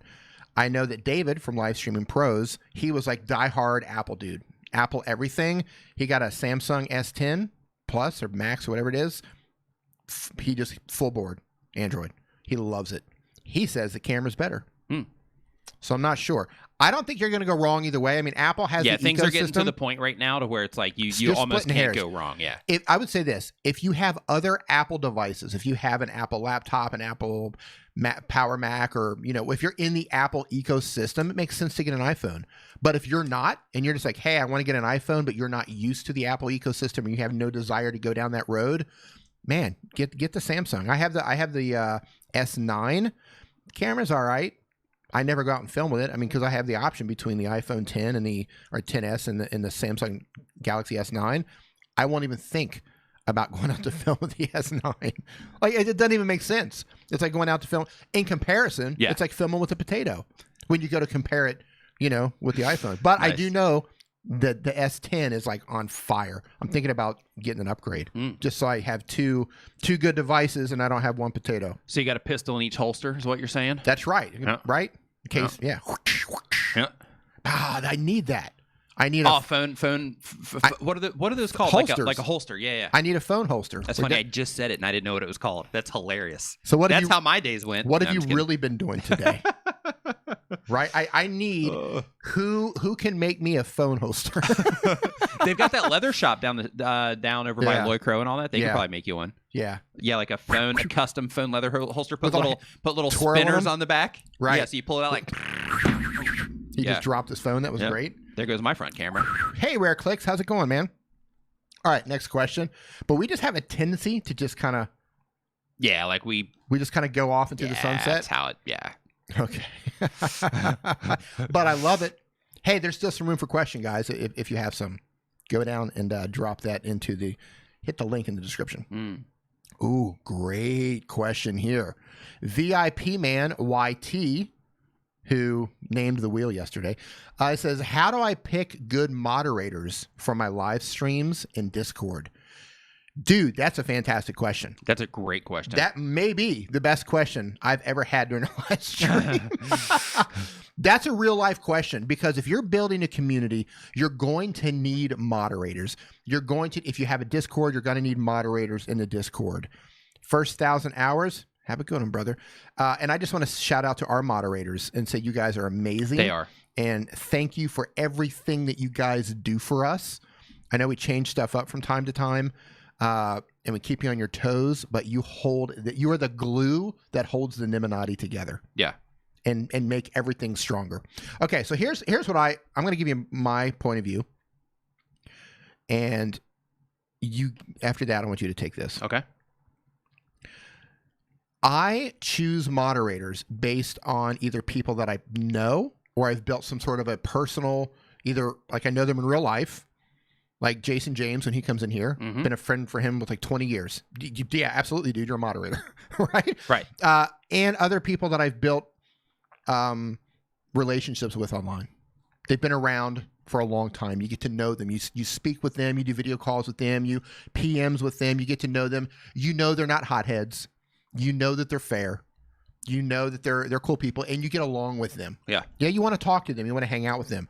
And then I've also picked a few moderators to where I haven't built that online relationship with them yet, but they're very supportive, and I look at what they're doing, and I say, okay, they're positive people. They're very supportive. I haven't built that relationship yet, but I want to be part of their community, and I like what's going on over there. I like their vibe. I like the positive vibes that they give out, and I just get that feeling. You know what I mean? Like they're checking all the boxes, and I'm just like, yeah, we're talking, but we're not like, we haven't built that relationship yet, but we're getting along. Yeah. I might moderate you. Yeah. But just because you're not a moderator doesn't mean, I don't like you. Right. It just means I can only have so many moderators. Right. And we ran into that problem on Nimmin Live. Yeah, like I would love to just mod everybody. Yeah, but that's what I did over there. Is basically it was like, hey, if you've been in my community for a long time, right? Then it was like, I'm just gonna mod you just to bring more attention to you in the chat. But then it got to the point to where people were coming into the live chat, and it still happens on occasion. Hey, Paul. But it's where people would come into the live chat and they would start moderating, and they wouldn't know that there was a message put out to the mod squad in Discord. Yes. And because of that, it started creating like a little bit of issues there, to where they were banning people, to where we're like, where we had a stream where we're like, hey, be a little bit light on the banning on today for whatever reason, and because of that, we actually went through and we actually removed a lot of moderators there, just because of that reason. Too many chefs in the kitchen. Yeah, too many chiefs, so to speak. So it just kind of made it, a little bit confusing, and it kind of messed up the workflow, and we had plans and things like that. But in terms of choosing people, a similar thing to D, to where it just comes down to like people that you trust, people that you've talked to. Like I'm big on vibes, man. Yeah, like what vibe are you giving off? Yeah. And how do I perceive you? Like if I'm going to use motivation theory as an example. Mm-hmm. Like I don't know John. Yeah. Like on a personal level, and we don't really talk, But like he's I don't know. He just comes off as such like a positive person, and you see his interactions online. He's like a professional. Like he's just got all the things. You're like, you know what, man? This guy just gives me a really good feeling. Yeah. And he offered. He's like, hey, man, if you need help, That's what she said. And he's like, hey, if you need help, I'll be a moderator. I was like, you know what, man? This guy's so positive, and like I like watching. Like, you know what I mean? Like I would totally vibe with this guy. Yeah. Like in real life. So I'm like, absolutely, dude. Yeah. Like that instant feeling, like it's everything he's given off is like positive. Yeah. And that to me, that means a lot. It does. Because he's not a hothead. He's not fighting with people. He's not like, oh, this sucks. Yeah. YouTube sucks. Right. YouTube holds down small creators. Right. None of that. It's just like, yeah, man, let's get it. Yeah. And that's the people you want on your team. It is. You want the people who are like, yeah, man, like let's do it. Whatever, let's do it. But I'll say this: don't over moderate. That's what he was saying before. He had too many moderators, and it was hard to coordinate. It was hard to coordinate because if you needed to get a message out, says, hey, we're going to change how we're going to moderate things, you can't get the message out to everybody. Right. And it's like trying to control like too many players in the field. Yeah. And nobody's reading about it. That's a great analogy. You've got like, 5 people reading out of the playbook, and everybody else is just kind of like off and running. Right. So I will say this, VIP man, if you have any hesitation whatsoever, if you're like, yeah, I don't know about this person, check them off. Just like, nope. Like, you need to be on board 100%. I love this dude. I love this girl. Like, this person's like always there. They're awesome. Like, I love what they're doing. Like, if you're like, yes, moderator. If you're like, yeah, I'm not sure, then just move on. Yep. Joey and Jason from 2 Feet Below, thank you, man, says, hey, guys, how's it going? Hey. Doing great, man. I hope you, Joey, and Jason are both doing fantastic. Not sure which one of you actually are saying this, but high five to both of you. They're saying hello from 2 Feet Below. All right. It says, do you have any thoughts on small fans I can put on my wheelchair to cool off my phone so it doesn't overheat and cut off during the summer months? Interesting. Is that an issue of phones cutting off? Phones can overheat. So I didn't know that. This is one problem that I have with my iPhone XS. When it gets really hot, the apps kind of go screwball. Interesting. Yeah, I didn't know that. I didn't know that was a thing. I would say... I'm telling you what, man, I'm glad you do this whole mobile thing. Yeah, because all the information that I get from that, I know. Get in where you fit in. Man. You know what I'm saying? Great. So, Joey and Jason... Thank you, Neil, man. I really appreciate that. I would say this. I would say any type of airflow that you have for your phone. I don't know any specific fan, but I know they make fans for laptops. And if they make fans for laptops, they might make fans for tablets. They might make smaller USB fans with like a little, platform I know on them. People do that for these. because these overheat too. Oh, the DSLRs? Yeah, so people will do that for these, specifically the Sonys, because these have like a really bad reputation for overheating. So people will do that for these if they're using them for. I actually just found this out in when I'm looking for my live streaming cameras that I was talking to you about before. Right. Where people are doing that for these, to where they're actually blowing little cameras here on the back end to keep them cool while they are making videos, and also for the people that are using them for live streams. Right. Same exact thing. Yeah, I would say look around on Amazon. I don't know of anything specific for a phone, but I'm sure somebody makes something, and you don't need something high powered. I found for like laptops, for example, you just need a little bit of airflow. Just a little bit of airflow can really cool down one of these devices. And if you find that your device is getting too hot, then you might want to figure out what you're doing on it. Like, what are you doing on your phone to make it? What you doing? What you doing on your phone? What you doing on your phone? What you doing on your phone? What you doing? Yeah, turn that nasty stuff off on your phone. That's why it's all hot. Turn it off. I wish I had an answer for you, but I think just any airflow that you can get whatsoever is going to help. And if anybody in the chat right now has any solution for that, if you've got a tip, you've got something like, hey, this is what I use for my phone. You can just set it nice for a little bit, I guess. True. These phones are waterproof. Yeah, if it's waterproof, you could just kind of take a cup and just kind of set it in here with your camera sticking out that way, so you get that ice, coming out of it. As long as the phone would support it. The phones can totally do that. Yeah. So my son's mother, which is weird to say on Father's Day. It is. Your son's mother? It says my son's mother. My son's mother. Look, even his fun has mothers. I love it. Let's address this right now. Okay. I was drunk. I was drunk. And, that ain't my baby is all I'm saying. No, is that not the weirdest username? I mean, first of all, it's on one hand, it's brilliant. Yeah. I got to applaud you because it's a funny thing to say out loud, my son's mother. Yeah. So you nailed it on that hand. On the other hand, it's weird. It's really weird. My son's mother, they say Walmart sells a USB fan that's 4 inches. Oh, boom. So there you go. There you go. Yeah, go to Walmart, go on Amazon. Somebody's got to make something, I would think. Yeah, you could also rig something up, kind of like using the fans that we got for the Stormtrooper helmets and, things like that in order to keep it all going. Yeah, yeah. Motivation Theory says, all good stories start with, well, I was drunk.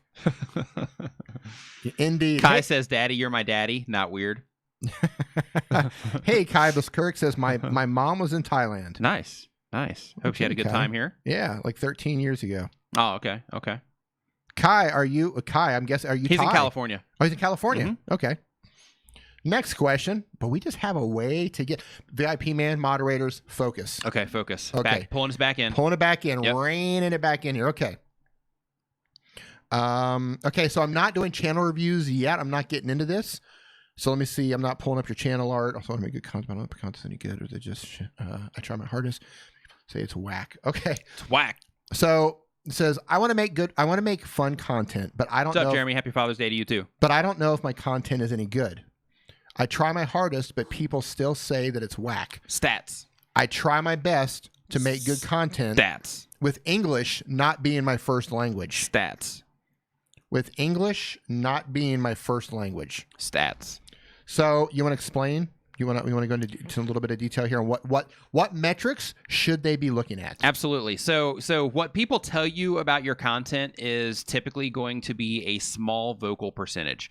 So basically, out of all the people that are watching your YouTube videos, there's only going to be some of those people. It's typically a smaller percent of people that are actually being vocal about your content, telling you, hey, this is a great video, or this video sucks, or hey, you should do this, or you should do that, or whatever it happens to be.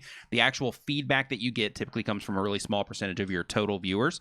So because of that, you have to rely on your stats to see if you're actually making good content for the masses or for everyone that is watching your channel. So what you do there is you go into your audience retention reports inside of your YouTube analytics, and you look in there to see how people are actually responding second by second to your video content. So literally, if you have a 5-minute video, you get to watch second by second, 5 minutes of how people respond. They show you a graph of how people actually responded to every second of your video. So you can go in there and you can see how people are actually responding to it without even having to pay attention to if people in the comments are saying that it sucks or it's awesome. So that gives you like real hard data that you cannot argue, to where you can base your decisions off of that instead of basing your decisions off of something that somebody might say in the comment section. There you go. And my son's mother said, I'm female. My son doesn't care about me. I'm documenting my life for him. Oh, that's cool. Wow. Well, I mean, that's cool. It's not cool that your son doesn't care. I'm sorry to Well, hear I mean, that. it's cool that she's documenting her life. Yeah. He's definitely going to regret that, but Yeah, that's cool that you're documenting your life for him.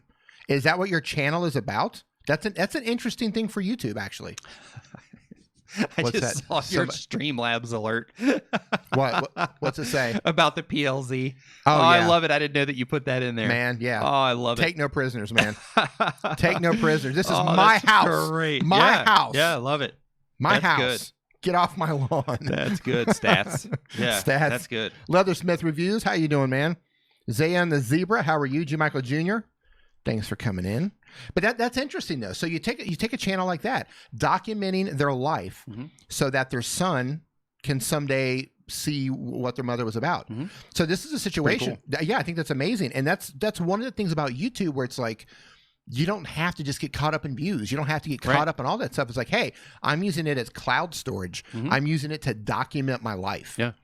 Yeah, I think that's really cool, man. That's where knowing what you're in it for comes in really important, because then, like in her case, I need to back that up. Their focus, their niche is van life, so they live in a van. Okay, that's cool. So with that, it's almost like it's like, okay, well, if your purpose is for the documentation, then views and subscribers don't matter, because you're making your entire channel for one person. Right. So because of that, as long as that one person eventually sees your content, then you win. Right. Yeah. So this is interesting. Jeremy Alexander says, I started my channel to show what someone with severe anxiety and depression and how I live my everyday life with my family.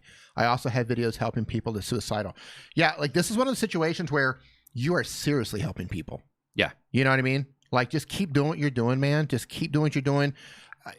You might be making great titles and thumbnails already, but the more you can dial that stuff in, the more people you're going to be able to reach, because you're really out there helping people, like for real helping people. So I would spend that extra time to make sure your thumbnails are good and your titles are good, so you can reach even more people. Yeah, and I would also guess man. that other people, as long as you are presenting yourself in a way to where it looks from the outside like you're putting effort into what it is that you're doing. Hey, Jordan Oliver. It's probably going to be relatively easy for you to collaborate with other people in that space as well. Yes. Because everybody in that space, they're on the same mission in terms of, trying to help people. So because of that, they're probably a really cool group of people that are, trying to help each other out as well in terms of collaborations and things like that. So I would definitely look into that as a possible thing to do for your channel. Okay, this is a question from Alex Talks, who says, how do I erase my background with 2 conditions? It's always conditions, man. Right? Okay, it should easily remove the background, and I don't want to keep zooming in for forever. And it should be a free desktop program. What is it? What is it? I don't know. But no. There's a website. It's called. Are you talking about a background for their video? No. An image background remover? Man, it's skip. I know. Hold on. It's called. There's a name for it. It's a website, and it's called Bobstar X. It's called. What is up, Bobstar? I'm gonna paste this into the chat right now. This will. Hey, Bobstar X. It's called remove.bg. Sten got it in there. Dr. Sten got it in there right before you said it. Beat me to it. Yeah, remove. Yep. Okay, there it is. So you drop your image in there, and it easily does everything you want it to do. But there's a catch. There's always a catch. There's always a catch. You need to make sure that you have good contrast between you and what's behind you, so it knows to look for you. If you got a bunch of crazy stuff behind you, it might not give you clean edges. It might not easily do it the way you want. But if everything is nice contrast, then you'll have a better chance of getting a nice clean cut. Yeah. Mike Phillips says you can do 5 for free and then buy a few credits. Oh, I didn't know they started charging. I thought they were always free. That's a cool service. They should. They got everybody hooked. They were doing it for free at first. Yep. Hey, check us out. And they get everybody hooked. Get everybody talking about it. Smart. Yeah. Hey, it's the best whatever. And then now we're going to charge you for it. Hey, so Salah Hussein MX, I just want to tell you, I know that you are trying right now, but you should go through the YouTube Creator Academy, because I'm looking at your channel right now, and there's a lot of changes that you need to make. So go through the YouTube Creator Academy. It's 100% free, and it's going to teach you some of the basic starting information that you need to know as a content creator. Matt Hayes, has a question. It says, I use a Huawei phone to record videos. Huawei. It's a fun thing to say. Huawei. Is that camera quality good enough? Okay, first of all, I don't know which model that you have. I don't know if you're recording with your selfie cam. I don't know if you're recording with the back-facing cam. I don't know how you light your set or what you're doing. Here's the thing about shooting with your phone. Because of the sensors on the phone, they love light. The more light that you can put in a room, and that's why phones work really well outside. If you shot content with your phone, if you shot it outside, you're like, wow, everything looks great. Look at the colors on this. Everything's so crystal clear. This looks fantastic. And then you shoot it inside, and you're like, wow, this is kind of grainy. My skin doesn't look so good. Everything's kind of weird looking, right? Because these phones work the best with a lot of light. So if you have a phone, I would say that's made in the past 5 years, probably, and if you give it enough light, it's going to look good enough. But here's the thing. Your message that you're sharing, the story that you're telling, the value that you're giving, that stuff is going to trump the Did you say Trump? That stuff is going to trump the quality of your lens. That doesn't mean you need to shoot with a potato. If your phone's a potato, if people are telling you that it doesn't look good, first try to add more light. You just might need more light. That could be the solution. Sometimes you just need more light. But sometimes you need a tomato instead of a potato. Sometimes you need a tomato instead of a potato. Exactly. But if light doesn't fix it, you need to go out and get a new phone. Just keep in mind, that value is going to trump. Let me ask everybody right here. Paul says Trump. Let me ask everybody right now. If I were running this video right now on a phone that was 5 years old and it wasn't as sharp as what you're looking at right now, would anybody care versus the camera that you're looking at right now? Would anybody care? I'm going to guess the answer is going to be no. I wouldn't care because it's not going to be that big of a difference. Yeah. You know what I mean? It's going to be that big of a difference. But I will say this. Whatever your video quality is, light it up and it'll make it better. Light it up. It's going to make it better. Get your sound together. Yeah, I was going to say audio, right? So most people don't care. Get your audio together. If your audio sounds bad, that's half of the equation, right? When somebody's having a video experience, audio is half of that equation. So if you have to pick up an inexpensive microphone, do that. I always recommend the Boya BYM1 lavalier microphone. Pretty good microphone for the cost. It's around $17 or $18 US. Hashtag not sponsored. Hashtag not sponsored, but it should be. But it should be. Boya, call me. Right here you go. Right here. Sliced Aereo says no because I'm here for the value. Right there. And I'm sorry to disappoint you. I am sorry to disappoint you. Right? Fun with the Girl says I would care because of your content. Yeah, exactly. Beanie Draw says, hey, didn't Nick start live streaming on a phone anyway? I did. Front-facing camera, I'm guessing. Well, my very first live stream was actually a thumbnail tutorial. That thumbnail tutorial, I actually did using an encoder. Okay. But then I didn't live stream for a while. I only had like 2 people come through that live stream, maybe 3. Okay. And then I didn't do another live stream for quite some time. And then when the mobile app came out for YouTube, when they're like, hey, you can now live stream from your phone, that's when I started live streaming and haven't stopped. Haven't stopped since. Yep.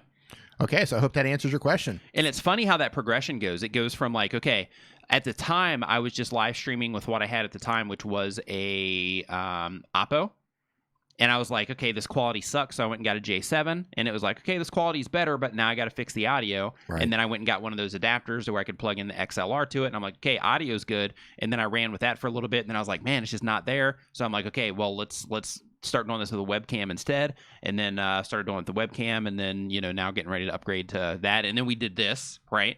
So yeah, it's crazy the progression that can happen. Yeah, that's the thing, though. It's part of the process. Yeah. Like, it's... Unless you really know what you're doing, and you actually had a pretty good grasp on video and stuff like that before you even got started, but you didn't have experience with live streaming. Right. So in terms of the quality of the camera for the live stream and OBS and all of that stuff, or whatever I think you were just like YouTube, just turn it on and going, right? No. Well, on the phone, yes. Yeah. But for the thumbnail tutorial, I did it inside of OBS so that I could learn how to do OBS so that I could make videos about OBS also. So Matt also asked, Nick wanted me to change my channel art to say what the channel is about. Is it okay now? Thanks for the help. So when you get a chance, the guy, because you're going to put him in your community feed. Oh, okay. Yeah, So if have a he's look. going to be in my community feed, then he's just going to be in my community feed. So hopefully it's solid. Okay. Yeah. It's good enough, man. All right, next question. Any advice for a gamer channel besides the basics? I got to tackle this one. So this is from HNDS Hansen with the best. It's a complicated name, but I'm going to pull this up because besides the basics, I want to see if you're doing the basics. We're going to see if you're even doing the basics. Doing Besides the basics. Doing the basics. Not bad. Not bad. Okay, besides the basics. They're not doing bad. Definitely some room for improvement. Besides the basics, what would you say? I can't see it. I have no idea. Just in general. I can't see it. Just a gaming channel. Just a gaming channel in general. Oh, like so tips for gaming channel? Try to stand out because everybody's on gaming. It's competitive, but don't let that discourage you. You just have to find a way to actually get yourself in there. And one of the ways that you can do that is one thing that you got to think about is if you're doing gaming content and the games that you're making are popular, you might think, well, there's no way that I'm going to be able to, to even show up for any of this stuff. And you're going to try making titles that just say like, Call of Duty Let's Play. And you're probably not going to show up for that. Right. However, if you try to find other ways that you can try to show up, like let's say, for example, if you're doing Call of Duty or Grand Theft Auto, let's say you're doing Grand Theft Auto, then in that particular case, let's say that you are making a video as one piece of your content strategy to where you're like, okay, this video I'm making for the sake of trying to pull people into the channel so that I can introduce them to my normal content, which would be your Let's Play content or whatever. So you would make the like a help video, which would basically help them, like learn how to grind out in GTA to get more cash faster or whatever topic it is that you chose. But basically you would explore using like the TubeBuddy keyword explorer or using just the autocomplete at the very least inside of YouTube, where you go up to the search bar, you start typing it in to see what YouTube recommends to you.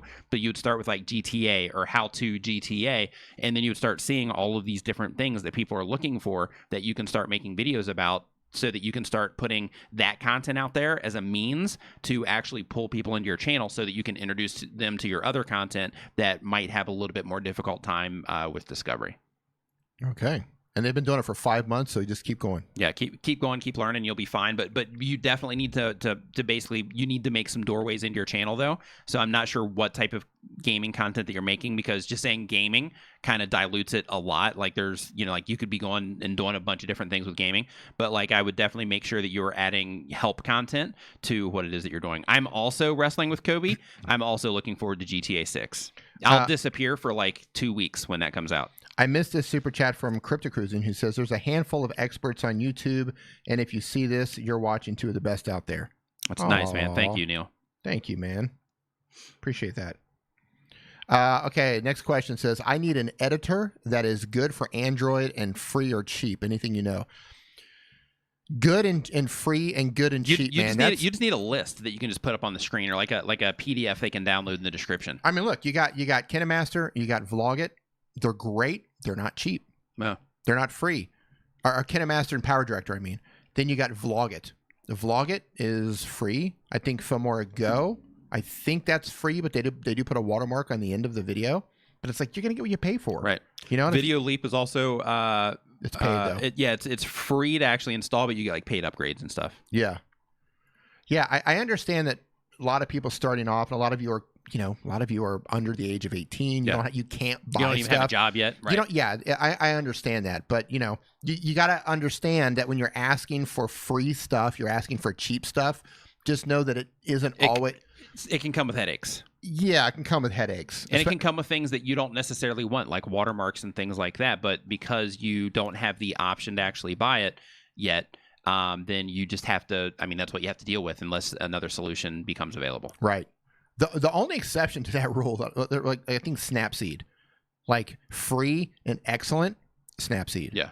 And you got Pixelab, free. Like image editors, that's different. Yeah, those are almost like a dime a dozen, though, right. in terms of video like editors. Yeah. Video editors for iOS, the best free thing for iPhone, iMovie. For Android, as far as I know, I think it's Vlogit or Filmora Go probably. But iMovie's solid, though, if you get an iPhone. Okay, next question. This one comes from Blue Eyed Tech. It says, I currently upload once a week, and I feel like I've got a decent amount of views for my channel of my size, but I was wondering if it would help my channel if I uploaded more during the week, or would that hurt? So what you want to do for that one is you want to go and you want to look in your real-time stats over the course of the last week.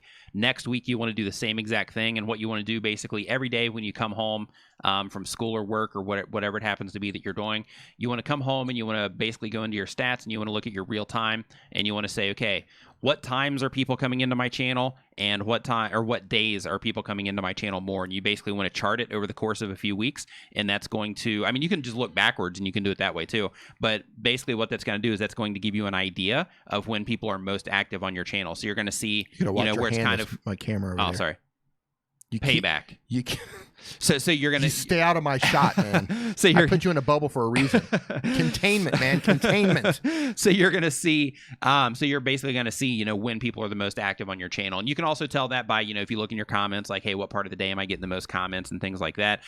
What days do I get the most comments? That kind of thing. But you just want to look and just pay attention to that activity on your channel, and you want to upload on those particular days. Hey, this is a great tip from G. Michael Jr. He says, I would suggest to high school students to register for a media or graphics class at their school. That's great. And also, if you're a student, I think I can get you a discount with like I was just Adobe say, and if you are a student, you are like some software companies and stuff like that will give you big discounts. Huge, yeah. So look into that.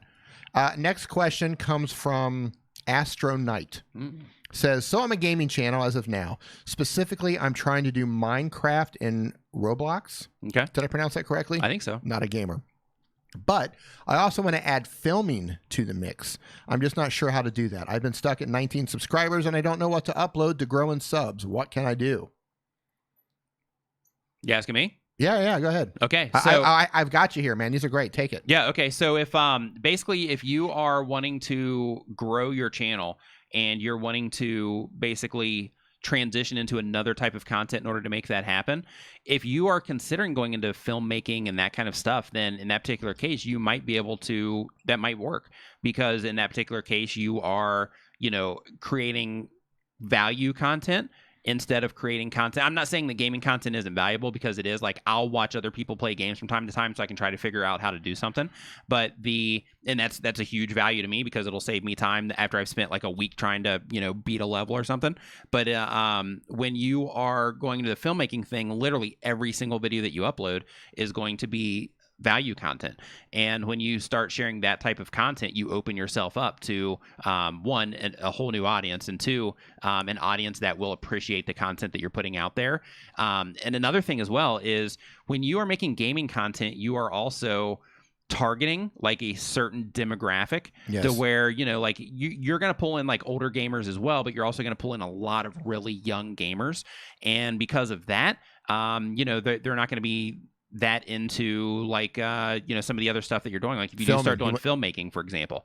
So you have, what do you say, 16? 19, I think. 19. So you have 19 subscribers right now. Like, you can literally do anything that you want with your channel right now, because worst case scenario, all 19 of those people to kick rocks, everybody. Worst case scenario, all 19 of those people are going to be like, oh, well, we're not here for filmmaking, we're here for gaming, so we're going to split, and that's okay, because you can just rebuild that relatively quick. Right. So I think that by sectioning yourself off that way, I think that that's fine. But whatever it is that you do decide to do, like we were talking about with the other channel earlier, you want to make sure that you are basically committing to whatever it is that you're going to do, so that you can give yourself time to actually turn it into something, instead of being like, okay, well, I've done this for a month and now it's not working, so I'm gonna go do something else. Because sometimes it can take a while for people to start building up around your channel, for you to start building an audience. So because of that, just pick something and go for it. Finn Dominator, what's up? So I'm gonna see how much love we got on Twitter today. Okay. Let's check out Twitter. Let's see. Oh, and wouldn't you know it? Wouldn't you know it? That my thing came undone again. Uh-oh. I'm having a lot of problems with this lately. That's what she said. Go ahead and carry this for just a second, will okay. you? I'm going to wrestle with this thing for a second. Okay, so while Dee's wrestling, I will just go ahead and start pulling some stuff out of the comments here. So Astronaut saying thank you so much, Nimmins. Our pleasure. The Predictor, thank you for tweeting this out. We appreciate it. So Rice and Beans Techie says that I'm new and I don't have live stream yet. It's okay. Hang in there. You'll get it. You can get it on a computer, but I'm guessing you're watching D's channel because you're a mobile content creator. Right. So just as a heads up, you can use things like the Streamlabs mobile app as an example, to where you can still live stream up to YouTube. They basically took it out of their app, but they didn't make it to where it's like a guideline strike or anything like that if you use a third party to stream. So you are okay there. Now, the next question is animation good content for YouTube? Animation is amazing content for YouTube, but here's the thing. You got to make good animations. Like, just because you're animating doesn't mean that you're going to be able to build off of that. But if you are animating and you're making something exceptional, then you will then you're not even going to have to try very hard to grow an audience. A great example of this would be Lucas the Spider. Exceptional. Another example of this would be a channel that I ran across on Reddit that I always forget the channel name when I need it. And basically that particular channel, they made 10 videos and they grew to 250 something thousand subscribers or 240 something thousand subscribers because the animations were really cool and they were all based around the Marvel universe, which was trending over the entire year. So because of that, they were able to ride that and they made really, really good animations, and they just put out, one a month at the time, and they just crushed it. So just the fact that you're animating isn't necessarily, the thing, but animating and making exceptional animations to where when people see it, they're like, wow, I got to show this to somebody. Like, that's the kind of stuff that you want to make if you're doing animation content, because that's how you're just going to pop, so to speak. Of course, if you're like extremely, I don't know if the clever is really the right word, but if you have like a certain way of presenting your content to where it's like comical or maybe sarcastic comedy, that kind of stuff, and you can do animations around that, then that can resonate with people also. But basically what you want to do is you either want to blow them away with how awesome it is, or you want to tap into them emotionally with something that people can actually relate to with your animations, instead of just making general, hey, I went to the store today animations. It's like maybe it's about a problem that people always have when everybody goes to the store, like things that you run into that people would find humorous or something like that. But you just got to make sure that you're making something like exceptional or something that people can deeply relate to, so that they'll want to share it with somebody else.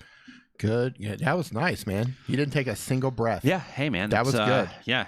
So, yeah, I want to say, if you haven't shared this out yet on Twitter or Facebook, whatever, go ahead and do that now and hit that thumbs up. Great example right here. As Motivation Theory says, smash the like button. Let's get it to 100. Yeah, let's do that. The predictor right here says a channel from India made 34 videos and they're now at 3 million subscribers. Yeah, exactly. Right? It happens, man. It happens. All right, I'm going to jump over to, I got it working. Findominator, thank you so much, man. Divide and Conquer, thank you. The Predictor, we're going to get you a retweet there, because I love when you guys put live accessible. Thank you. Thank you. Snowy Rains, boom.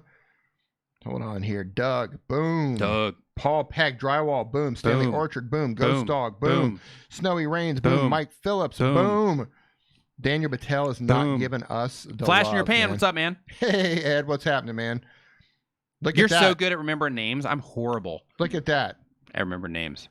Like, I remember names. Topic Rubin, man. Love it, brother. I remember names, but I remember like channel names. Like having to make that connection. You, man, I have such a hard time with that.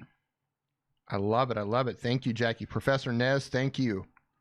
And I think some of these are not all tweets. I'm going to have to come back and read all these. But yeah, for everybody who tweeted us out, thank you so much. I'll hopefully come back a little bit later and get into those a little bit more. I love tweeting that stuff out, especially when they put pictures in there. Yeah. Like, that's the retweet. Yeah, it makes it more fun. Yeah, because they caught a moment. When you capture a moment and you share a moment with me or with you or with the entire world, because you're here. Like, I've got this view of a camera and this thing in my head that I can't get it out of my head. It's probably not even there. It's probably not even there, this thing in my head. And I'm looking at a camera. But like, when you guys capture, like, hey, we're looking at you on our TV, or we're looking at you on our iPad. Yeah, it's cool. That's really coul, man. It is. That's really cool. I appreciate when you guys do that. I think it's really cool. Get out of my head, little brother. All right. Next, and Finn Dominator, I hope you feel better. Next question. We're going to burn through these, man. I just lost it. Okay. I can't pronounce this.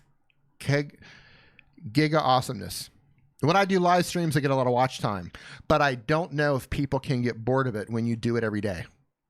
Advice? Data. Boom. Stats. Boom. How's the turnout? Boom. How long are they staying? Boom. What are they telling you? Boom. Look at your audience retention. Now, Boom. generally speaking, you're probably not going to have the same sort of audience retention in a live stream as you will in a video, probably. But go in and look at it. And I don't know how long you're streaming. We do long streams. So most people, I mean, even this one right here is, we're pushing 2 hours. Most people are not going to watch a 2-hour live stream. Yeah. For everybody who does hang out this entire time, those of you, man, like seriously, you guys are amazing. Absolutely. The ones who do, I mean, I love all of you guys who hang out, even if you're here for 10 minutes, I thank you. But the ones who do hang out the entire time, man, that's just rad. It is. Yeah. It really is. That's rad. So yeah, much love for those of you who do that. So I want to answer a question real quick, D, if you don't mind. Shannon Vlogs, how you doing? Do you mind if I take a question here real quick out of the chat? Yeah, go ahead. So Live Accessible says, at what point, how many live viewers do you need mods in a Discord? So it's not necessarily like how many, it's just more of like, how active is it? And, like, can you manage it? If it gets to a point to where it's like, you just can't manage it anymore, then in that particular case, that's to where people are coming in and they're saying bad things and you just can't get to them, in order to take it off, then that would be a good time. For the moderator. And really out of the gate, like if you have like a partner, you have like a friend or somebody that can hang out with you, especially if you are covering the whole screen or if you're not monitoring the chat so that somebody else can be monitoring the chat for you to help keep it clean, then in that particular case, even one live stream with 10 people in it is good enough to have a moderator. So that's just something to consider there. In terms of Discord isn't it's not a requirement in any way, shape, or form. It's just kind of like the thing that some people do. Me personally, like I'm not even active as much as I should be on the Discord, and luckily D's in there a lot, and a lot of the moderators in there a lot, and they keep that whole thing going, which is great. They hold it down, yeah, which is good. Nimminati mods, baby, the Nimminati gatekeepers. Right, they're called the Nimminati gatekeepers. That's what we call you. But they hold it down in there, and we look at it more like it's their Discord than it is ours. It's just our name, happens to be on it. But they like in terms of like managing your own Discord as well, another thing you have to think about there is, when it comes to adding work to what it is that you're doing, like any additional social asset that you add to what it is that you have, there's going to be additional work that you're creating for yourself. There's going to be additional things that you have to check into each day, which before you know it ends up taking away all of or majority of your productive time, where some of that time could be better spent making more videos or making, networking with people or hopping on a call with somebody to, talk about like a collaboration idea or whatever it happens to be.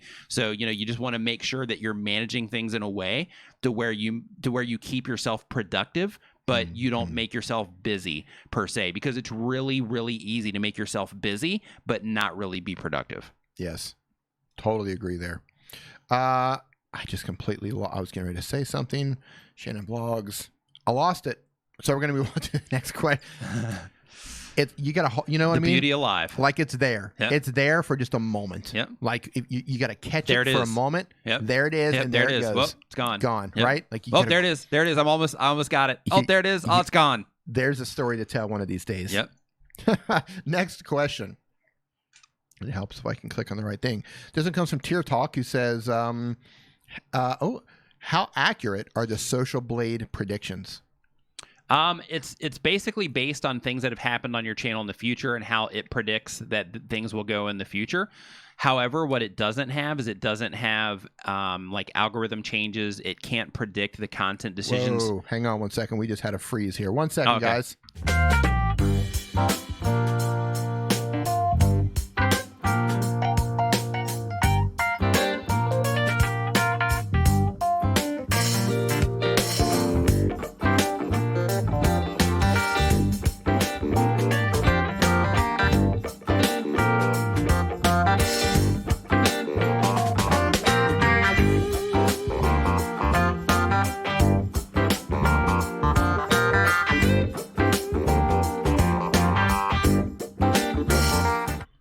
All right, little funky break for you. Yeah, little funky break, little funky break. What were we talking about?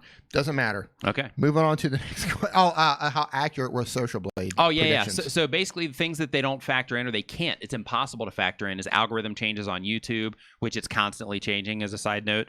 Content decisions, like how good your content, is, or the, like, for example, like I know when I put out a video on YouTube, and I'm really good at predicting this. Sometimes I'm completely wrong, but most of the time I'm pretty good at it, to where I know when I'm putting out a particular piece of content, it's a piece of content that I need to put out there either through like a sponsor obligation, or it's something that I just think people need to know about.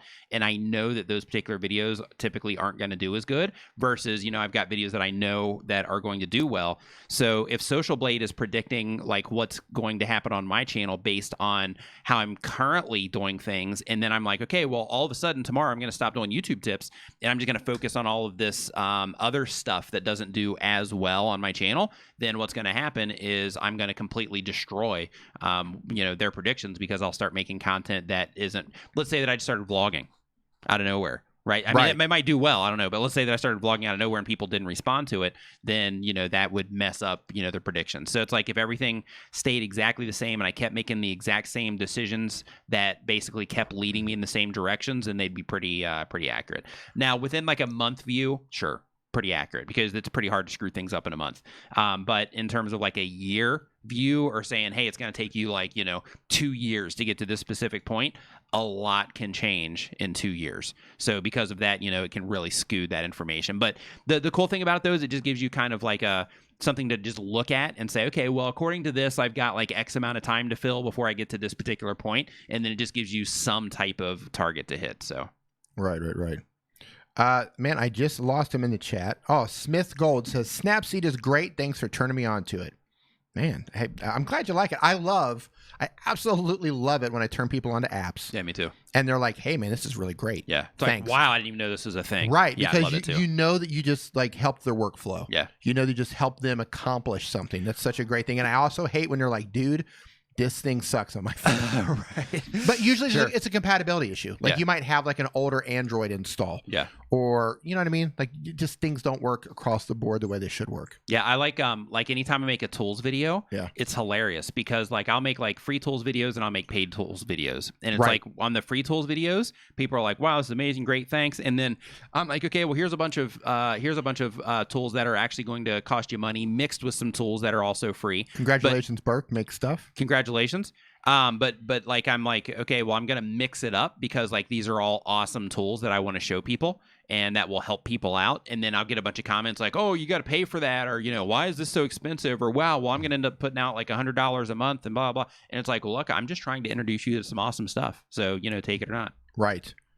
Okay, so Katera says, I'm using the Boya M1 for recording, but I've still got background noise. What do you do? Okay, so in terms of background noise, you've got to define your background noise. Is it like a hiss, like a... Yeah, so if you're shooting outside, the M1, I'm trying to think what the M1 is. I think the M1 is the small version, like the video mic. Is it the micro? Video micro? I think that's the M1, or is it a shotgun?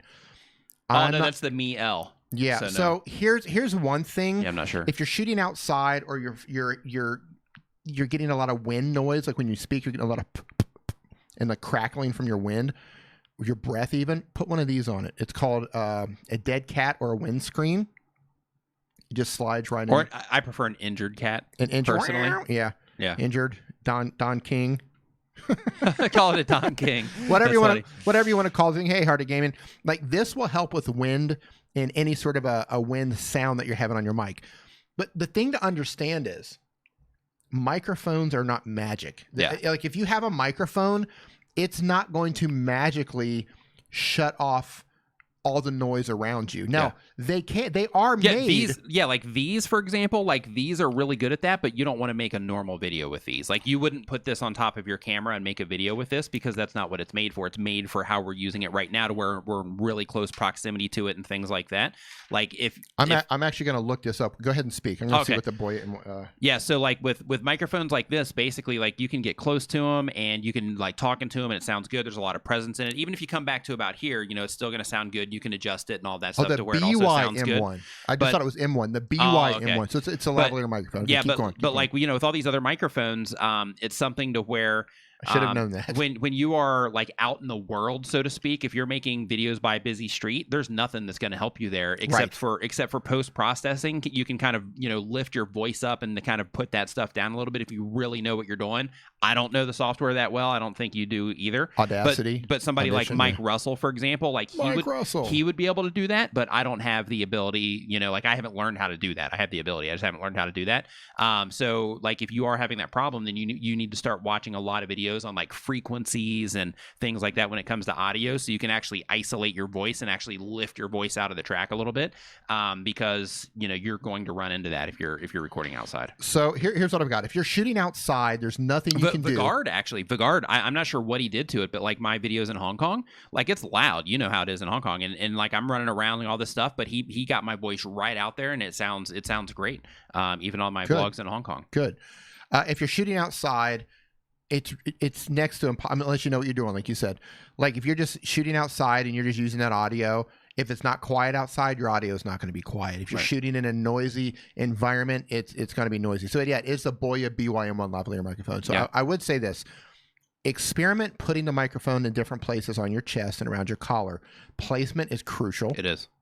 And also if you're inside and you're finding that it's just picking up noise on the inside, you got to look around. Like turn off the air conditioner, shut the windows, close the doors. If you're doing voiceover work, go do it in a closet, because all of the clothes in there will dampen the sound and make everything You can even quiet. put a blanket over your head. That works too. Like literally take a blanket, put it over your head, so it's like you're reading whatever it is on your phone or on your tablet or your laptop, and you take a blanket and you put it over your head, and then that's going to help isolate the sound from actually coming into that little space, and there's not going to be any bounce on your voice or anything like that, and you're going to get a much better signal out of it. Yeah. Also, it's really important for everybody, even if you're recording in a relatively quiet room, like the actual preamps on some of the cameras and stuff like that, they also will create like a little bit of a hiss that you might not want in your audio. So it's a good practice to record like 10 seconds of silence, 5 to 10 seconds of silence before you actually start doing anything, so that you're basically sampling that room noise. And then when you go into something like if you use a free software, you can use Audacity, or you can use Audition if you're into Adobe, but basically you can sample what the room sounds like without you saying anything in it, and then you can considerably drop the amount of that hiss sound that you hear coming from the preamps or just from the ambient room noise. Right. And you got to make sure that you don't have a lot of bouncing audio. Yeah. The more rugs, the more sofas, the more soft objects that you have, it's going to stop the audio frequencies from bouncing around in your... Here's the funny thing that I wish I could show you guys right now, but I can't. We have a sofa. I can turn it. That's all right. Because it's too hard to get it lined up. We have a sofa in here sitting up on its side.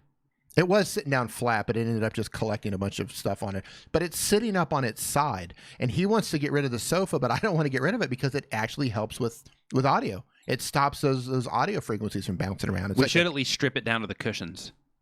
Then it won't stand up. Oh, yeah. Put it on a board, maybe? Maybe. Yeah. Maybe. Yeah, I'm anti-sofa. Yeah. He's anti-sofa. Yeah. All right, next question. Anti-sofa. That's there's two types of people in this world. Yep, sofa people and anti-sofa people. That's right. I'm sofa when I'm chilling or playing games, but I'm anti-sofa when it's sitting sideways. When it's sitting sideways, yeah. When it's literally sitting on the arms facing up. So Backroads Nomad confirms. He says you can use Google Voice for number verification. Fantastic. Boom. Dude, thank you. It is. Yeah, thank you. So for everybody, he's like, hey, how do I do this? They're saying you can use Google Voice number for verification. Where did you see this? Did you got it in your messages? It's in my form. Okay, nice. Next question is good old Mike's Garage. Lapel mic reporting. Hey, really quick. So Dr. Sten says that he says, hey, Nick has a great video on cheap lighting and sound. Chicky Pie's video, a huge channel with cheap tips. Yeah. So on her channel, she's getting ready to cross 4 million subscribers. Wow, really? And, yeah, they're getting close. I think they're like 3,700,000 and something. But like how I was telling you the other day how they expanded their studio. Right. They were actually joking because when we were in there, they were like, and look, we still have the can lights. Like they're still using the can lights. Like they basically have like 4 one studio million space, subscribers, another studio space, and they're still using the can lights in there because they work. They're still using like $10 lamps. Right. Because they work. Yeah, because they work. It gets the job done. Gets the job done. Yeah. That's the thing. And their stuff looks great. Yeah. You don't need to buy a bunch of expensive stuff. Yeah. You'd be surprised what you can do on a budget. You just got to think it through and think about, okay, what's the problem? How do I solve this problem? Right. Instead of throwing money at it. Yeah. This question is Reachy Harmony. Awesome feedback there. What was it? Well done. What was it? Just saying they followed some of my advice and they jumped from 46 to 66 subscribers and they gave me a high five. Good old Mike's Garage says lapel mic recording into a Pixel 3 gets very hot. Is there a good audio recording app you recommend which has an input level control? So RecForge, F-O-R-G-E. I think I spelled it correctly. RecForge. I haven't used this app in a long time. I think the free version will limit your audio clips to 3 minutes. So that means you're going to record them in clips. But I believe if you pay for it, I think it's unlimited. So make sure you read up on that. I have some videos coming on audio apps. I've got one video on it where I think I talk about 2 or 3 apps, but make sure you read about the pros and cons versus the free versus the paid, because when you pay, it usually unlocks other features like that. Unlocked. It's unlocked. Next question. This one is from Sliced Arrow. What is your #1 tip for getting more clicks on videos? This is easy. I'll give you my tip, and then you can, and then he's going to give you a tip. Great thumbnails. Great titles. There you go. Great titles, great thumbnails. Those are 2 tips. And those are actually the 2 things that are going to make or break your video. Yeah, they're going to break your whole channel. Dude, I got to tell you, what's the highest audience retention, the highest average view duration you've seen on a video? Percentage or total watch time? Percentage. 89 and some change, I think, on a 10-minute video. It was actually like a 12-minute video. Okay, which is pretty great. I'm not going to out them right here because I didn't ask for permission, but 7 minute 31 seconds, 96.2%. Nice. How many views? They're just getting going. Hold on. That might be why. Yeah, but still, they're under 100. Okay. But yeah, still, that's pretty even. Yeah, that's still not bad. Yeah. That's not that's bad. Yeah, the one that I'm talking about had like 30-something thousand views on it at the time. And But even for like 100 views? Yeah, I mean, that's great. It's a great start. Yeah, absolutely. That's a great start. Yeah. That's the highest I've seen for something like that, even for a low amount of views. Just solid, right across the top. Not bad. They sent that to me today, and I was like, well, that's not bad. I mean, yeah, just getting going. You're going to see how it works out over time. But, yeah, that's good.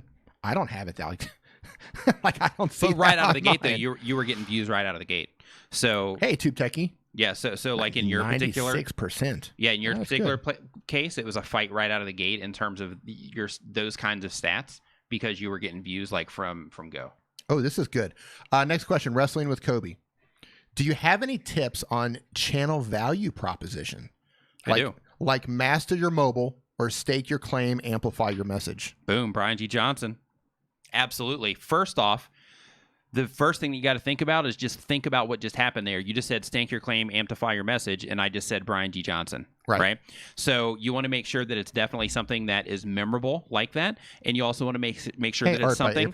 You want to make sure that it's something that is crystal clear, because being clever isn't effective. Being clever isn't effective at all, because being clever, there's no clarity in that. If you're like, well, I'm just going to say this because it would reference this particular thing, and the people that would get it, and it would be funny, and like that, in terms of like the masses, that's you're working against yourself there. So you just want to make sure that it's as short as possible and that it's as clear as possible, so that as soon as people hear it or see it, they know exactly what is they know what it is that you're about, what it is you're trying to accomplish. He's a wrestling channel. Shall we crowdsource this? Sure, they're wanting to do it. I don't know. So they're a wrestling. They love to come up with stuff like this. So they're a wrestling channel. Let me double check. They are they're a wrestling channel. Okay, I'm not sure what type of wrestling. What are they actually doing? Like, what are the actual videos? I think because to crowdsource it, we got to know exactly what it is they're trying to accomplish. We got to know what it is that they're offering. Okay. So currently, it says Wrestling with Kobe, the #1 WWE show on YouTube. WWE reviews, predictions, news, discussions, and live streams. Okay. Are they in the chat still? I'm not sure. Who are they? Wrestling with Kobe. Wrestling with Kobe. Are you in the chat right now? And they also wrestle kittens. Okay. Oh, I think they're gone. Okay. Well. Yep. there goes that. Yep. Sorry about that, Wrestling with Kobe. Moving on to the next question. We almost came up with a value proposition for you. Oh, no, he's here. He's here. Kobe. Oh, okay. Well, it's too bad he's late. So, Kobe, do you want us to kind of like as a group trying to brainstorm and give you some ideas? Yes. Okay. So here's the thing. Channel name here. If you guys have any ideas for a value proposition, right? Like mine's master your mobile. First, Kobe, what are you trying to accomplish on your YouTube channel? Like, what's your big picture here? Like, what are you giving to people? Right. What value do you want to bring people? What do you want people to do? What are you trying to share with them? Could you be like a long thing on your channel art? Yeah, like are you saving people time, for example, by doing your reviews? Are you saving people time from having to actually watch this stuff where they can get the highlights on your channel? Like what is it exactly that you are offering? And while we wait for him, I'm going to Crypto Cruiser says, "Yeah, I just seen an armed robbery. Yikes." Whoa. I saw some guy getting punched in the face tonight. Whoa. In Chiang Mai? That's rare. Yeah. So basically, it was a guy that was giving another guy a ride. Both of them were Thai. Yeah. And the guy on the back got off of the bike and literally started screaming at the guy that was driving the bike, punched him like a handful of times. The other guy was just kind of like going like this, defending himself. And then can't believe I didn't tell you this when I walked in. And basically like the guy just kept hitting him, like nailed him like right in the face a few times. Jeez. And the guy was able to keep his bike up. And then the funny thing is the other guy hit like a little kid. I know. Right. And then they yelled, and I know you wanted to say something else right there. And then they yelled back and forth like a handful of times. And then the guy gets back on the bike and then they just drive off like nothing happened. Get out of here. No, I was like, wow, that was incredible. Yeah. I mean, it was like he nailed, like everybody in the intersection was like, uh-oh, it's going down right here. And I mean, he nailed that dude like a handful of times. And he got back on the bike. And they just kept driving. And the guy was like yelling at him while they were driving. So I'm not sure. Yeah. Little news. It might have been like a relationship dispute. I'm not sure. Like I have no idea what was going on there. Seriously? Maybe they're buddies, maybe they're brothers. I don't know. I don't know what happened there, but getting back on my bike after you just punched me in the face. Or back in the car right after you just punched me. Right. Not happening. Yeah. Not ever. Right. Wow. Yeah. Wow. Yeah, but whatever it was, like it definitely I guess they just patched it up right there in the spot or something. I don't know. It's weird. So Cody says they're honestly not sure. So Cody, here's some homework. You got to define that first. Here's some homework. Try to think about what you want to do with your channel, and then come back next week, and maybe we'll try to brainstorm with you next week. Yeah, you want to think about what you're going to do with your channel, and basically what you want to do is like all that stuff that you have in your channel art is you want to take that, and this is how you kind of workshop this. You basically say, okay, what is it that I'm actually offering to people? What value am I giving to people? Am I like saving them time? Am I helping them, stay up to date on the latest highlights? Am I bringing them, unbiased, WWE news? Like exactly like what is it that you're offering? And then basically you want to take all of those things that you're offering, and then you want to try to condense that down into like an easily consumable value proposition. And it doesn't technically even have to be like a sentence per se. Like these is like master your mobile, but like on my channel art, it's like YouTube and video tips, to where it's like that is basically the information that you're going to get from my channel, but it's not necessarily in like a sentence format, right? To where like when my videos open up, I'm like, if you want to learn how to grow your channel, make videos, blah blah blah, to where I sell it that way instead of actually giving like a value proposition. But that's still kind of in a roundabout way my value proposition, but it's not actually part of my branding per se, like these is or like Brian G. Johnson's is. Every now and then I'll get somebody like I won't do. So this weird thing happens with people who are coming to my channel who are interested in being YouTubers, right? Mm-hmm. I've got a handful of people. They're usually younger, and they'll give me a hard time. Like I'll put up a video that's not about YouTubing. They're like, you're supposed to be teaching us YouTube tips. I'm like, dude, it's master your mobile. Right. Pay attention, kid. That's a wide. Yeah. Like that. If it has to do with mobile. Right. Like that's a wide net. Yeah, and pay attention, man. Pay attention. There's also the side of like charming guru. There's also the side of like, okay, well, if I'm helping you master your mobile as a content creator, then that means that you're probably a content creator that's watching my stuff, or you wouldn't be trying to figure out how to edit videos with your phone unless you're doing them for like your kids or something. And then from there, it's like, well, if you're a content creator, which is your core group, then it's like, okay, well, if you're a content creator, then I'm actually providing an additional service to you by sharing some YouTube tips to also help you, with what it is that you're doing on your YouTube channel. So yeah, that's ridiculous, in my opinion. Yeah. SK Candy says, what's the best editing app for mobile? You didn't tell me if you're Android or iPhone, but I'm going to say Power Director, LumaFusion, KineMaster. Mm-hmm. One of those. Mm-hmm. Those are pretty good. Mm-hmm. All right, next question comes from That Nerd. Oh, this is a good one. I want you to handle this because you're way up to speed on this one. The past few weeks, I've noticed quite a few channels were taken down. Most of the creators didn't know why.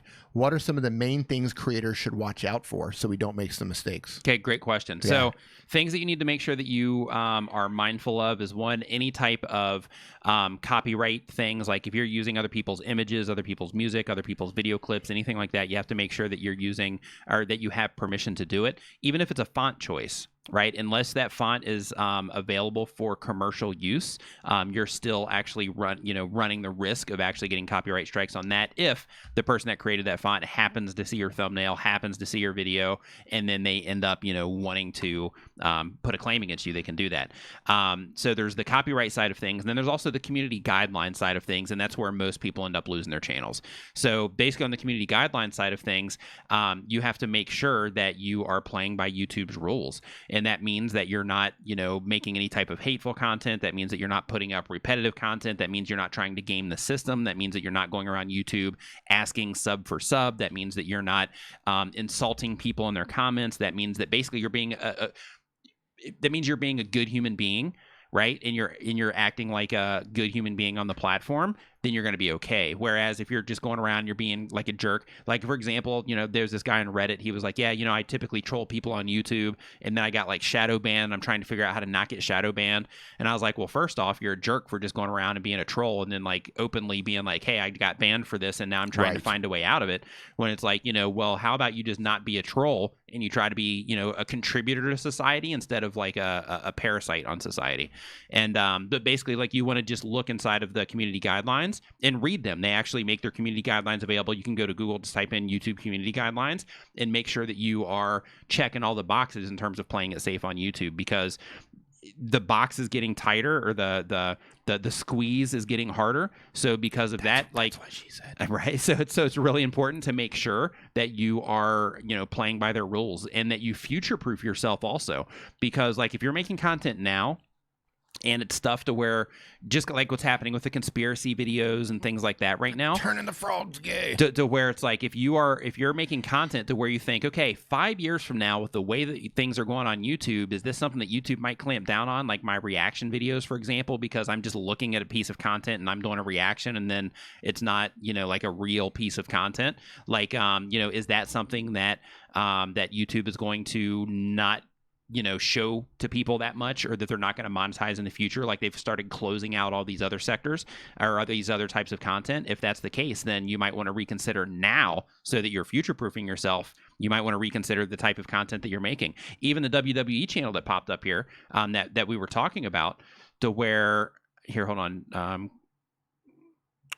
While you're looking at that, I'm going to say real quick, 30-day reviews, ask a question. Thanks for the 5 spot. So real quick here, Kai, and I'm not going to say who it was specifically, but Kai here in the chat, he actually makes fonts. He's a designer. Oh, and how cool is that? Yeah, and he actually makes fonts, and he found out. Luckily, he was like, he's cool, and he, didn't pursue it in a negative way. But he makes fonts, and he found that somebody had made and fonts, and Kai's probably cracking up about this right now because he knows the details of it because it was his thing. But basically, he found somebody using his font in a logo. Okay. And he basically, was like, hey, you're using this in a logo, and they were like, hey, well, we had somebody on Fiverr make this logo, and he was like, well, that doesn't matter because it's still my That's thing. A tough spot to be in. It is. Yeah. So basically a company was built on that logo, and even worse than that, and they trusted somebody on Fiverr with it, which in turn ended up being causing like a situation later on. So you got to be really careful. Even worse than that, because a lot of those font sites would just take fonts and reuse them and stuff. So like that designer may have got it from a font site that said, "Hey, these are free to use." Right. Like, and they but that's even another thing. You know what I mean? Like, who that's knows another. How far that goes? That's another thing though. Is like for example, like Hybrid. He shared in the Discord the other day. He shared about DeFont, which is one of those places, and Kai's font is there too. But it was like the font is one of those places where you have that impression, like I can go there, download anything I want and use it. Right. But in reality, DaFont has licenses attached to it as well. And you have to make sure that whatever it is that you're using from there, that you also have permission to use those also, because if you don't, then that font creator can come back to haunt you, later on down the road, because ultimately they created it, they have the rights to it, and they control that. And I just want to say that you're an absolute font aficionado. If you can look at a font and go, that's my font. Right. Like, seriously. But their font is actually a pretty obvious font. And when I tell you later, like, what's up with this, you're going to fall over hysterical. Is it like a bunch of donkeys or something? No. You're going to love it. Okay. Yeah. So 30 Day Review says, hey, D, is there a way to post about a live stream ahead of going live on mobile like you can a computer? Use these for jalapeno M&Ms. You mean like to schedule your live stream? Is that what you're talking about, Justin? To schedule your live stream, I believe the YouTube app can do that directly. I'm pretty sure you can. I haven't tried to schedule. And I think inside of Streamlabs, when you open up Streamlabs, it will give you the option if you want to schedule it for later. Okay. Yeah, I'm updating my Streamlabs video. I'm diving deeper into that, so I'll try to add that on there. And I know Doug Hewson recently did a Streamlabs video, and he kind of went over some of the features as well. Go check out Doug's video and see if he went at it. But I think in terms of scheduling, I think the YouTube app does it, I think, and I'm 99% sure Streamlabs does. Now, here's the weird thing about Streamlabs. It doesn't give me that option every time I open it. I've got to like force close it and kind of like log out and log back in, and then it asks me what I want to do with it. Okay. Yeah. So maybe. I've never tried to schedule on either one of those. So I'm going to say I think one of them does it. Pretty sure Streamlabs does it, and I think the YouTube app does it. I think. Okay. I think I remember seeing this. I'll dig in and have a look. Next question. G. Michael Jr. says, hey, when is a D and Nick book going to be released? Here's my thing with the book. Like, I think it would be cool. I'll probably never make a book. I actually started writing a book, but I stopped because my Microsoft account that I had at the time, which I won't use ever again probably, but that I had at the time, it synced up.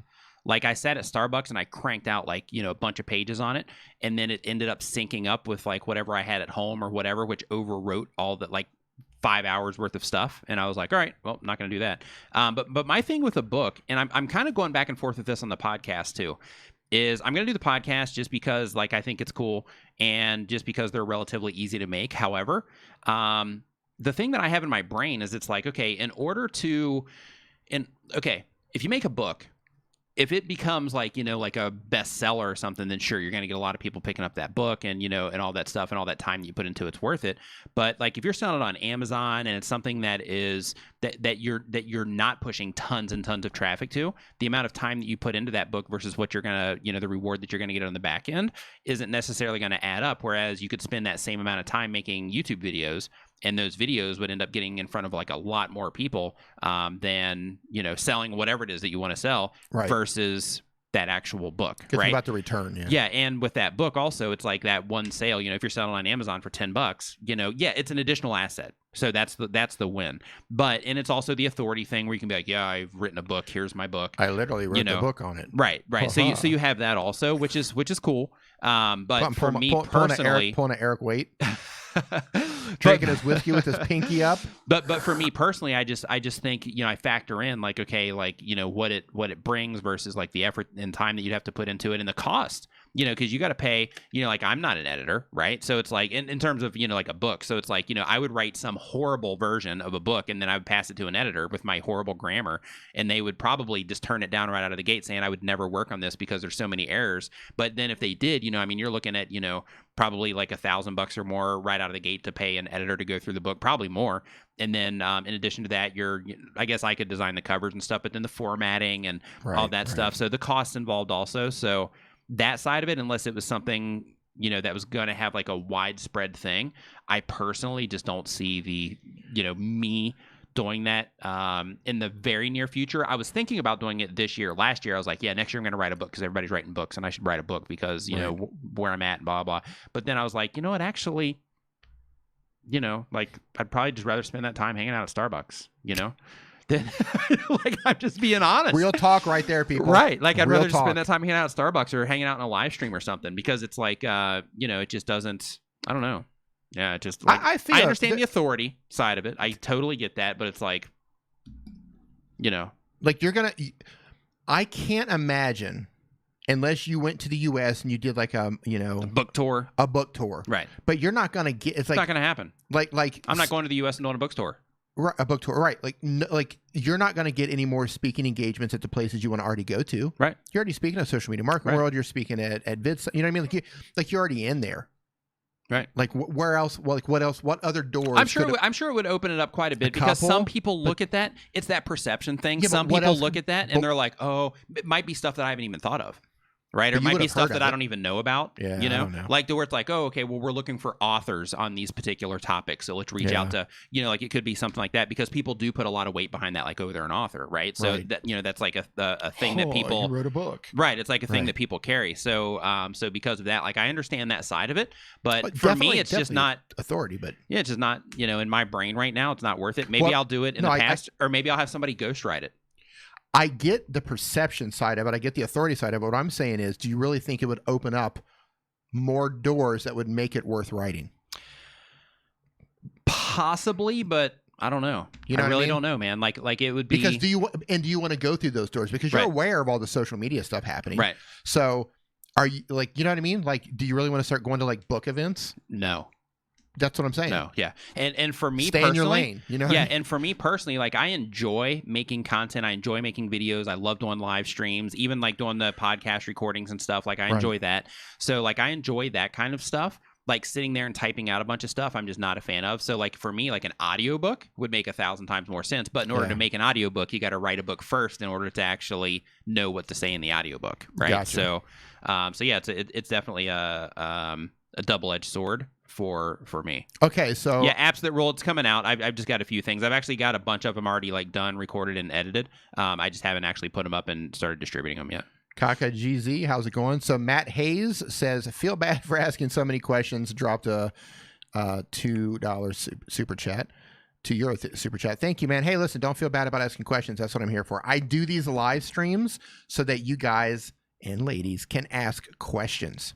That's, you know what? That's it. Truth be told, I would rather do, and man, I was just telling him yesterday, I would rather do less or even no channel reviews and answer questions. Just answer questions, man.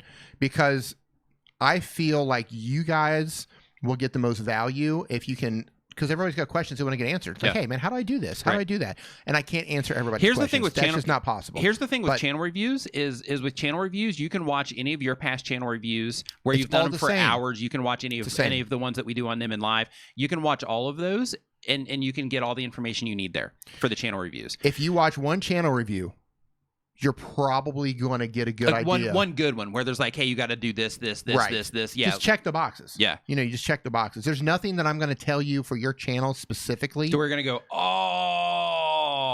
Yeah. Now I might give unless they're brand new. If like, say this live stream is the first time they've ever been introduced to you, and then in that case, they're like, oh, wait, they're looking at channels. What is that? Right. Then in that case, I see the value there. But even with that, if this is you, like if this is your first time here, just go watch one of the replays of one of the other ones where he is doing channel reviews. Right. And you'll get everything that you need out of that if you just side by side your channel while he's talking about stuff. Like I could brainstorm with you. I can give you some suggestions and maybe a direction, and I can say, hey, this would look a little bit better.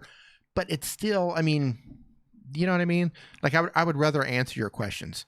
And the cool thing about answering questions too is like when you are answering questions, like sometimes like if you're listening to a live stream and people are asking questions or whatever it happens to be, and people are asking questions, then sometimes somebody will ask a question that you didn't even know you had, and then you're like, oh, I never even thought of that, but gosh, I want to hear the answer to that. Now here's the other side to this. Mike Phillips says, my first channel review that you did for me was a godsend. It was fantastic. See, we are. That's the other side of the coin. Stuff that makes us like, okay, yeah, we got to keep doing channel reviews. Yeah, I hear you. But we dug in pretty deep on Mike. Yeah. You know what I mean? Because Mike was already at a point to where, and that's the thing. It also depends on where you are along in your journey. Yeah. Like there's some at a certain point, it becomes like, okay, well, I need stats access to really give you like anything real. right. Like at some point you're like, hey, you're doing so good. I need access to your stats if you want help. Yeah. Another thing is like, hey, everything's here. You just need a polish. Right. And in it's like sometimes it's like, you just need to make more content. Like there's nothing I can tell you right now other than just make more content because you lack the skills that you need to do well at this. Right. You'll get them, but it starts with making more content. Yeah. Okay. So Live Accessible. Thank you so much for $2. They say, do you have any tips for dividing your time and effort on YouTube and social? I'm guessing social life, or are you talking about other social media platforms? If you can clarify that. If it's social media, then in that case, which I'm going to guess it probably is, if that's the case, maybe not, but if that's the case, I would definitely think of which one is the most important to you to actually get like growth on, if that's what you're after. Like whatever it is that you're ultimately social media. Okay. So in that case, like whatever it is that you're ultimately trying to accomplish, and it's really important that you sit back and you think, what am I trying to accomplish? Like at the end of this, in like 5 years, what is this going to do? Right. Like think of like what it is that you're really trying to do on YouTube and social media besides just have followers, because having followers is cool, but at the end of the day, like the what it is that you're contributing or what it is that you're receiving or a mixture of the two is ultimately, like what makes everything work. So that's where all of your decisions come from and all of that. So like if you can find out what it is that you're trying to accomplish, then you think to yourself, okay, this is what I'm trying to do. Which platform is going to be the best outlet for me to actually make that happen? Right. And in most cases, it's probably going to come down to YouTube. So then you're going to say, okay, well, if it's YouTube, then I need to start focusing a majority of my energy on YouTube because that is what's going to help me get to whatever place it is that I'm trying to get to, or share whatever information it is I'm trying to share, or help however many people you're trying to help. Like if that's going to be the place to do it, then that's where you're going to need to spend a majority of your time. Like for example, like if you were like, hey, I want to exercise. Here's another one. Neil says, I wouldn't be where I am without him. Man, see? So there's those. Yeah. You're killing me, guys.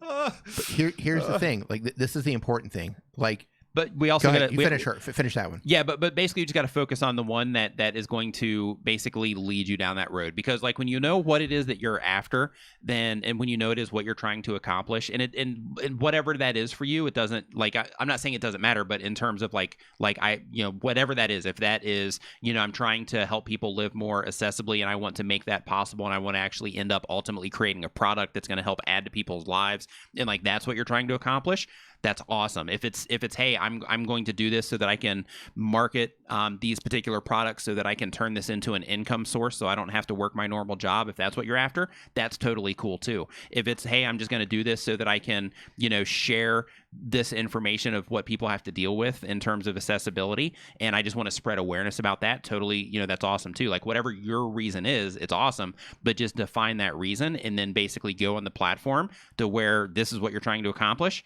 That platform is going to help you fill in all of this time and all of this effort and all this work that you have to do in order to get to whatever it is that you're trying to accomplish. So you just pick the one or the two, whatever it happens to be, that is going to be the best thing to facilitate that happening, and then you walk down that road and you fill in all the blanks, basically. That's a great answer. Fill in the time. Thank you. That's a great answer. Thank you. Okay, this question comes from Stanley Orchard, who says, I'm having problems with graphic overlays on Streamlabs, a live stream via a Galaxy S6. Do you have any advice, suggestion, tricks on implementing lower thirds, etc.? Yeah, you need to start off by making sure that you're using a transparent PNG image, and you can make that. I don't know if I think you're doing everything on your phone, Stanley.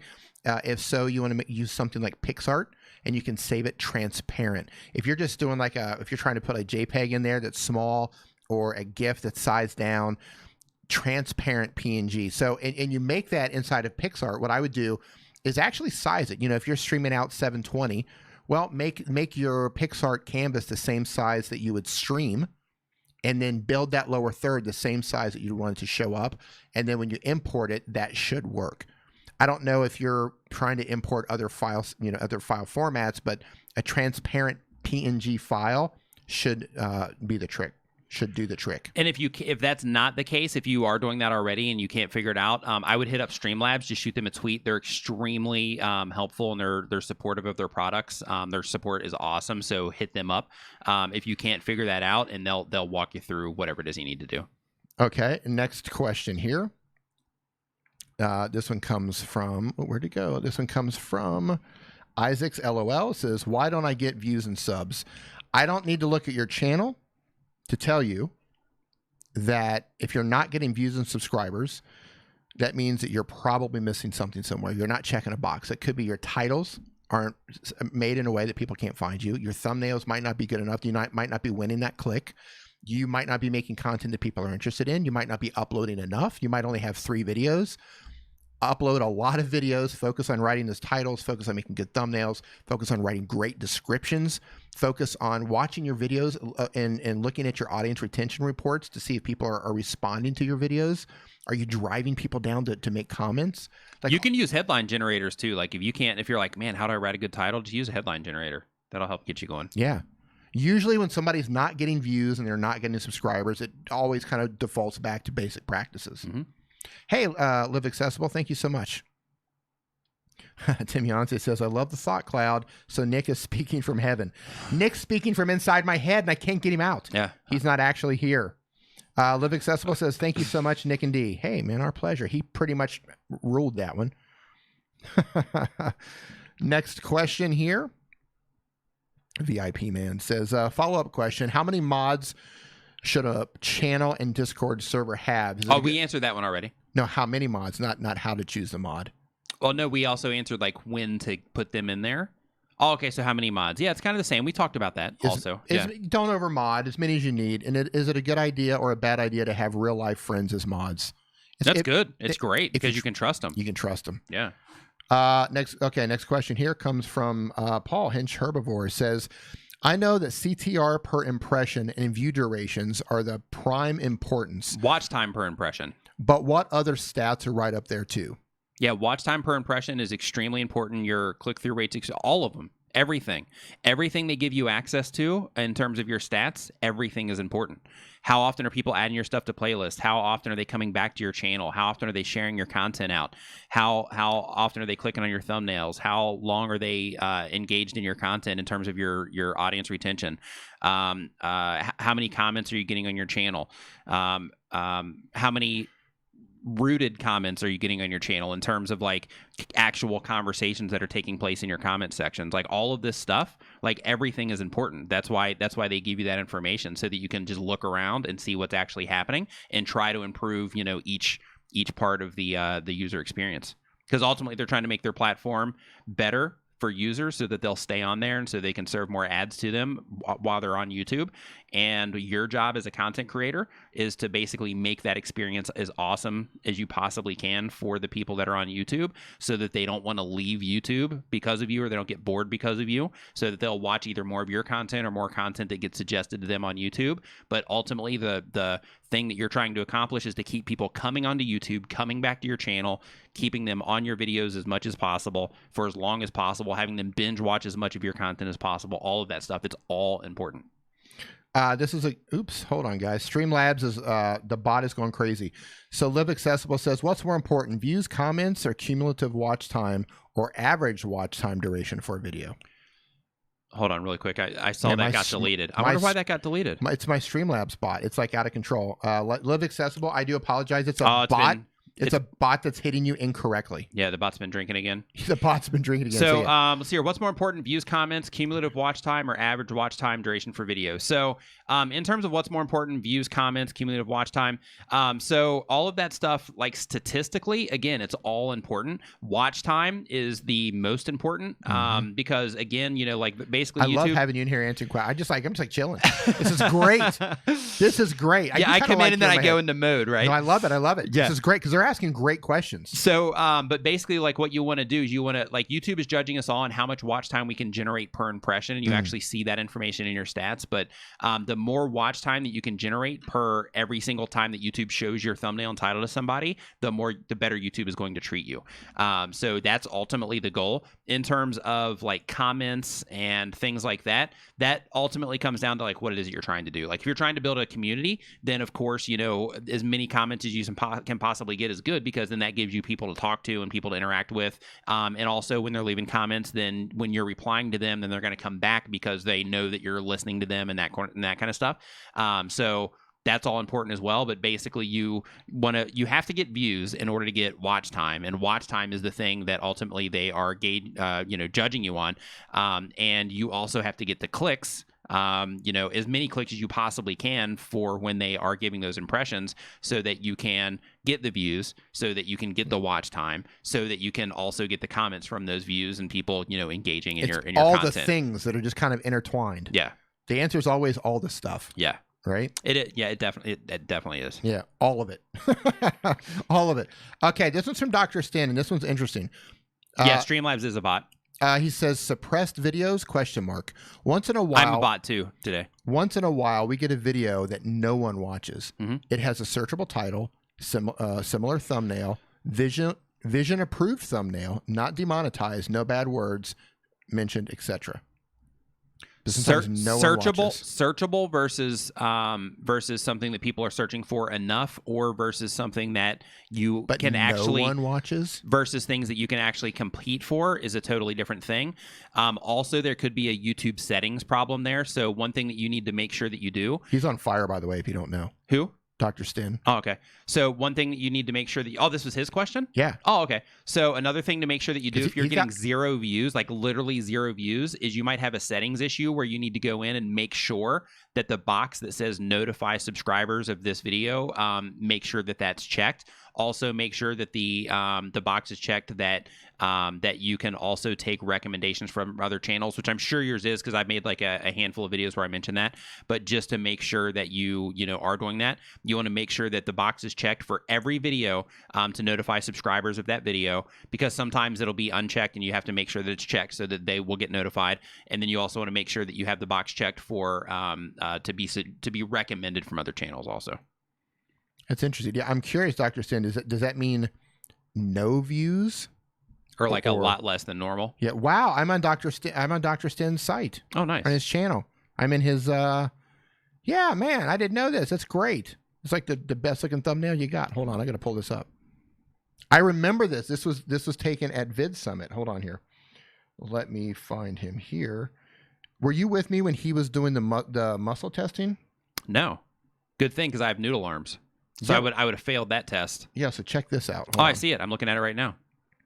Let me pull this up here. Oh, hey, this is cool. You're doing intermittent fasting benefits. So, Dr. Stin, I started intermittent fasting. Oh, really? Yeah, I started this like 4 days ago. That's why when you asked me yesterday if you're like, hey, do you want some of these bars for the live stream? I was like, no, I'm good. Oh, okay. Yeah, so I didn't drink Gatorade yesterday, any of that stuff during the live stream. Yeah. So I just started that 4 days ago. Check that out. He's got me up there because I remember that. Yeah, I need to actually come in and watch this video. He didn't. I'm not in the video, I don't think. Let me see. Oh man, it's certain. No, so I'm not actually in the video, which is just too bad. Because I was gonna say I don't remember videotaping that, but I'm in. It looks like all of his videos are getting views. Oh yeah, he's doing well, man. Yeah, all of his videos are getting views. So maybe it's just they don't get as many views as other ones.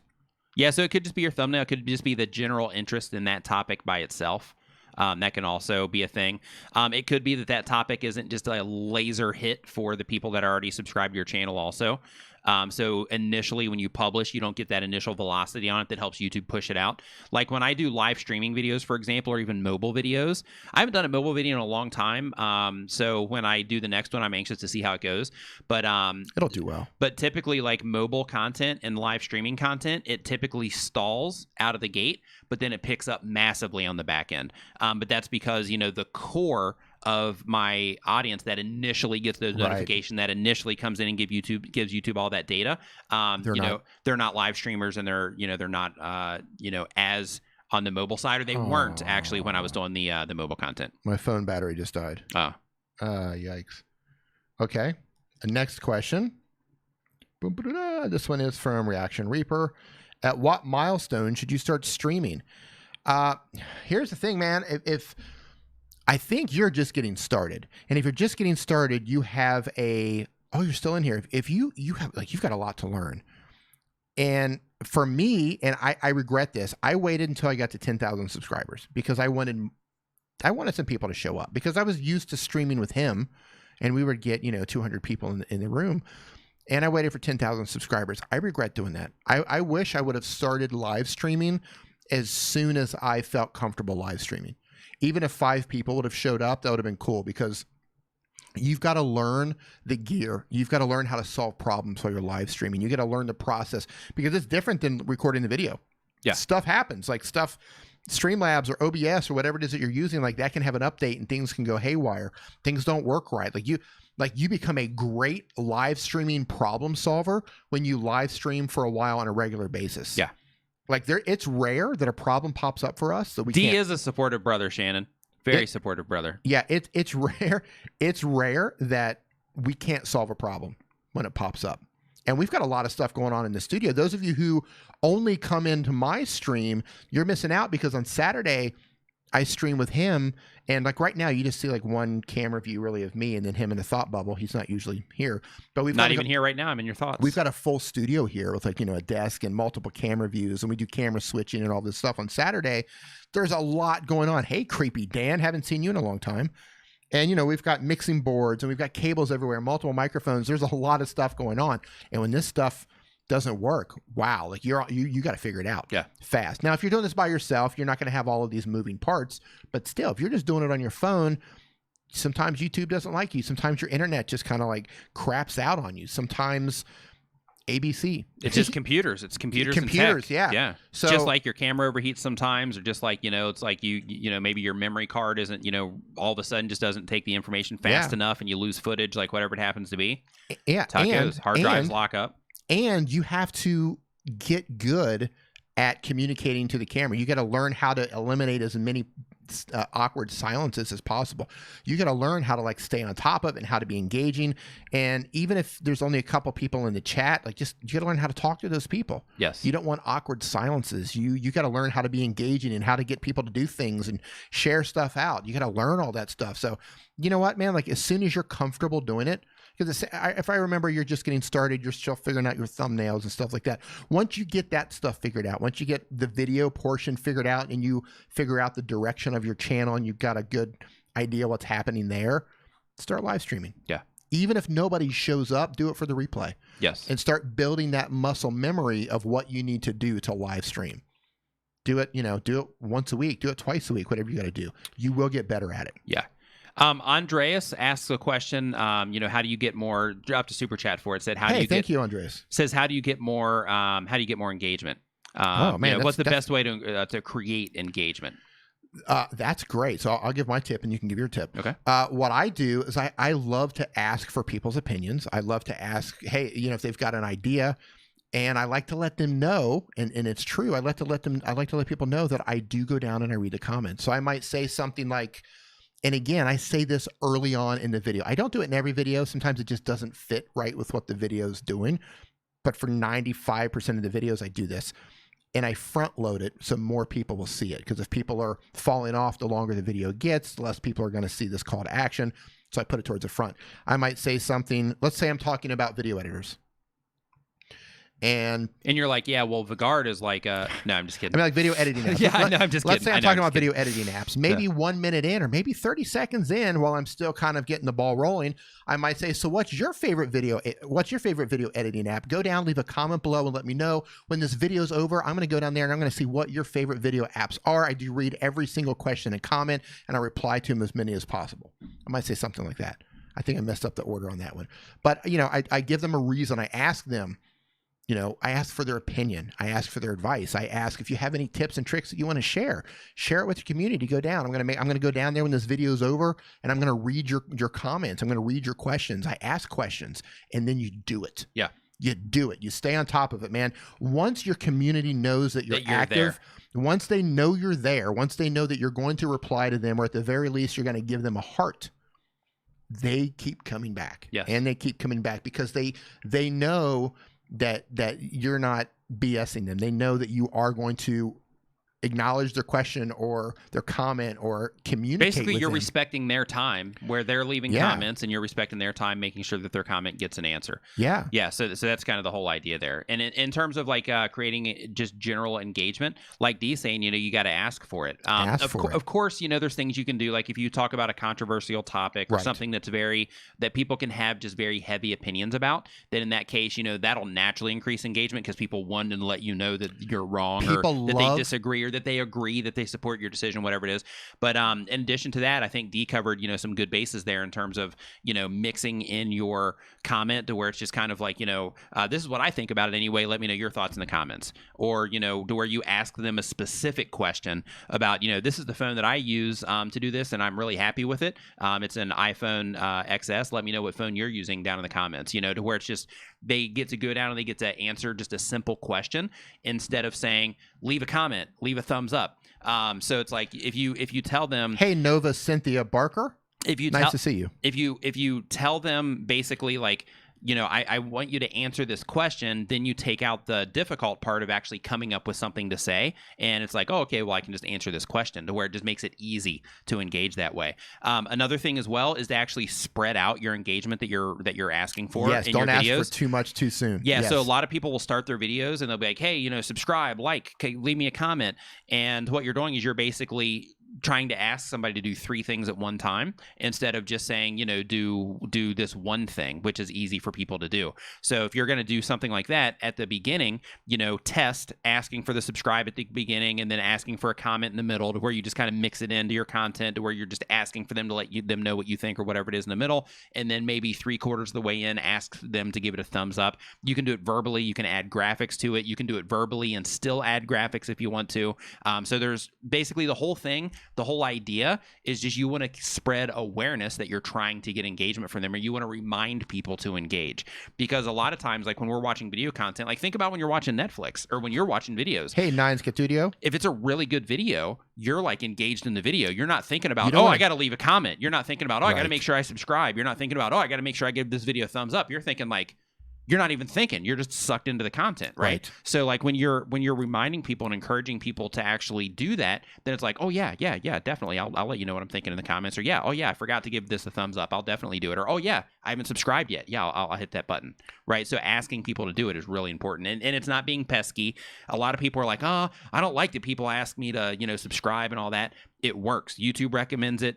Every test that I've ever ran on that, it works. When you ask people to actually take those actions, they take those actions. So, but give them a reason. Ask people. Yeah, give people a reason. Let them know why.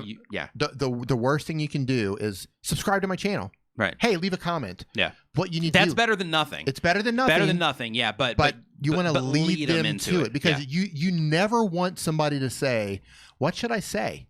Yeah. But if you give them something to say, if you give them something to talk about, right? You want to take that hurdle out, right? You want to remove the hurdle of anyone saying, what should I say? He wants me to leave a comment. What should I say? You don't want that. Think of it like this. When you're asking somebody to, and this is kind of like if you've never done sales before, this might be a weird way to look at it, but just hear me out. So like one way to think of it is each thing that you're trying to ask people to do, you're essentially having to sell them on that particular action. Right. So just like if you walk into, just like if somebody's trying to sell you something, they're not just going to walk up to you and say, buy this. Because you're going to be like, well, what is this? And then that might start the conversation to where then they're going to explain to you what it is and why you need it and all that good stuff. Same exact thing when you're asking for any type of engagement on your channel. You want to tell them why they should engage with you in whatever way it is that you want to engage with them. So like Dee was saying, if you're asking them to subscribe, tell them why. First, tell them why. This is why you should subscribe to my channel, and then actually tell them to subscribe. Close them on the subscribe at the end so that you're actually telling them things that are making sense to them, and they're like, yes, that's me. Yes, that's me. And then you close them on the subscribe after you've led them down what it is that they're going to get out of your channel. Then close them on the subscribe because they're like, yes, this is exactly what I'm wanting. Yes, I'll subscribe. Same exact thing for your comment, to where it's like, lead them into it, like Dee was saying, to where, you're controlling that conversation by just having them ask a question. Really easy. I have another small thing, and I don't have like actual hard data on this, but I find that on videos where I forget to pin my own comment. So one thing I do after every video, and I know you do it too, a lot of you do this, video goes up, you write your own comment, and you say, hey, watch this next. And you say what it is and make it relevant to the video that you just watched. You can link to a video, you can link to a playlist, whatever it is, and you pin your own comment, and that's up there. I'm not sure. And like I said, I don't have my phone just died too. Really? I can't see the stream now. I don't have hard data on this, but I find that if I forget to pin my comment, the comments don't come as fast as when I pin my own comment. Now, I haven't run a test on this, but nobody wants to be first. for leaving a comment. And my mom, They do actually on YouTube. It's like well, first, yeah, first, they do. first. But like Yeah. looking at a blank commentary, Yeah, like, yeah. because you are going to get those people who come first. Yeah, especially if you're like a new channel and you're just getting Right. started. That's what you mean. That's what I mean. Yeah. So like, again, I'm just spitballing here, but like, it seems like if people are like scrolling down, people might see a comment and just go on down there because there's something down there. Again, no data to back that up. It's just I find that when I don't do that, it seems the comments start to come a little bit slower at first. But when that's there, they just roll in. When that's not there, they start to come in a lot slower. Again, could be just a coincidence. But pin your comment too. That's a little tip if you're not doing it already. Question. Even if you pin a comment, you can also add additional comments. Right. So you can pin a comment. That one's going to be at the top, and then throughout your comment section, Stephen Van actually is really good at this. At least he used to be. I don't know if he's still doing it or not. But basically, like what Steven would do is he would actually pin his comment, and then, or actually, I don't even think pin comments were a thing then. So basically, what he would do is he would basically go in and he would just ask a bunch of different comments to get a bunch of different questions going in his comment section. Yep. So it basically gave people a bunch of different things that they could reply to.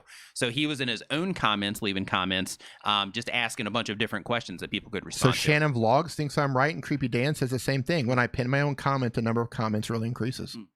Yeah, it's just something I've noticed. I don't know if there's a relation or not. Sure. But I just think, maybe there's something that people just going, oh, there's something down there. You should test it. You should do you should group them and test it. Yeah. So anyway, yeah, just drive people down there, give people a reason to lead them in. Questions, comments, that sort of thing.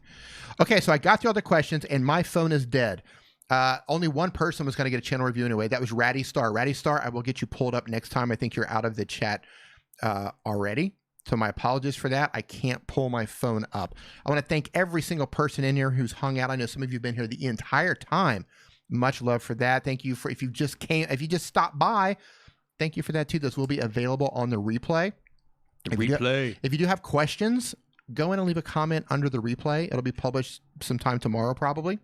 And if you want to learn how to grow your channel, make videos, and all types of other YouTube related stuff, make sure to check out my channel too. Yeah, I want to thank Nick for stopping by, doing his thing. If you don't do it on a mobile, check out his channel for sure. And even if you do, he's still got great stuff over there. If you want to find my channel, you're on my channel. Somebody just asked, just hit my name under the live stream right here. It's going to go to my channel. You can subscribe, hit that notification bell. And yeah, thanks everybody. I had a great time. Me too. Yeah, this is a cool thing. Yeah.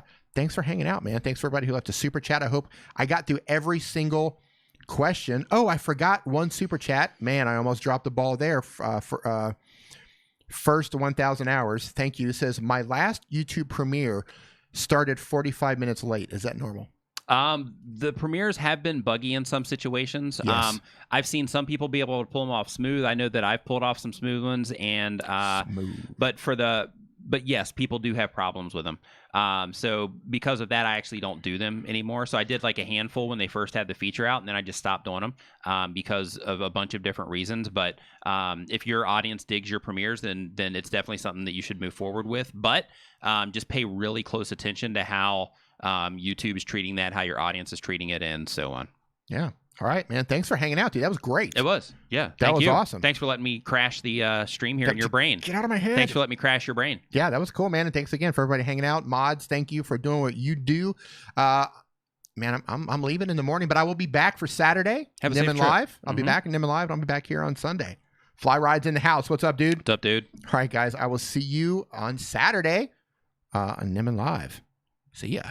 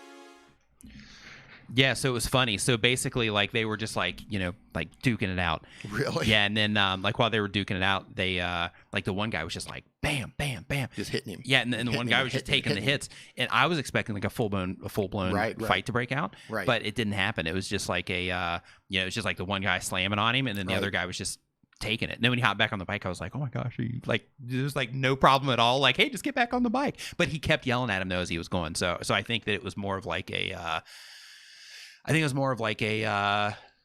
I don't know. I really don't know what it was. I don't know if it was like a Grab driver. I don't know. I don't know. I don't know who it was because they have that out here, you know, recently too. What would have been amazing is if he got back on the bike and the guy popped a wheelie and threw him off. That would have been awesome. I was thinking about that when I was driving away. I was thinking, man, if that was me, I would be like trying to lean back on this dude, trying to like get him off of the bike, right? I'd be like leaning that, and then I would like, you know, gun it or whatever to try to like, you know, push him back. What kind of a person is going to take a beating in the head? And be like, oh yeah, I'll take you to your destination. Yeah, get back on the bike, man. I'll take you there. Don't worry about it, dude. I got this. I know. Yeah, I was blown away. It was crazy. But you don't know what happened. Like, he could have driven off to like a back road and taken care of it there. He's just like, you know what? I'm just going to keep my cool in front of everybody. So when they find his body later, right? So like, I got footage, of to where it's like, you know, hey, like, no problem at all. He's totally cool. He was taking, yeah. You never know. Yeah. Who knows? Yeah.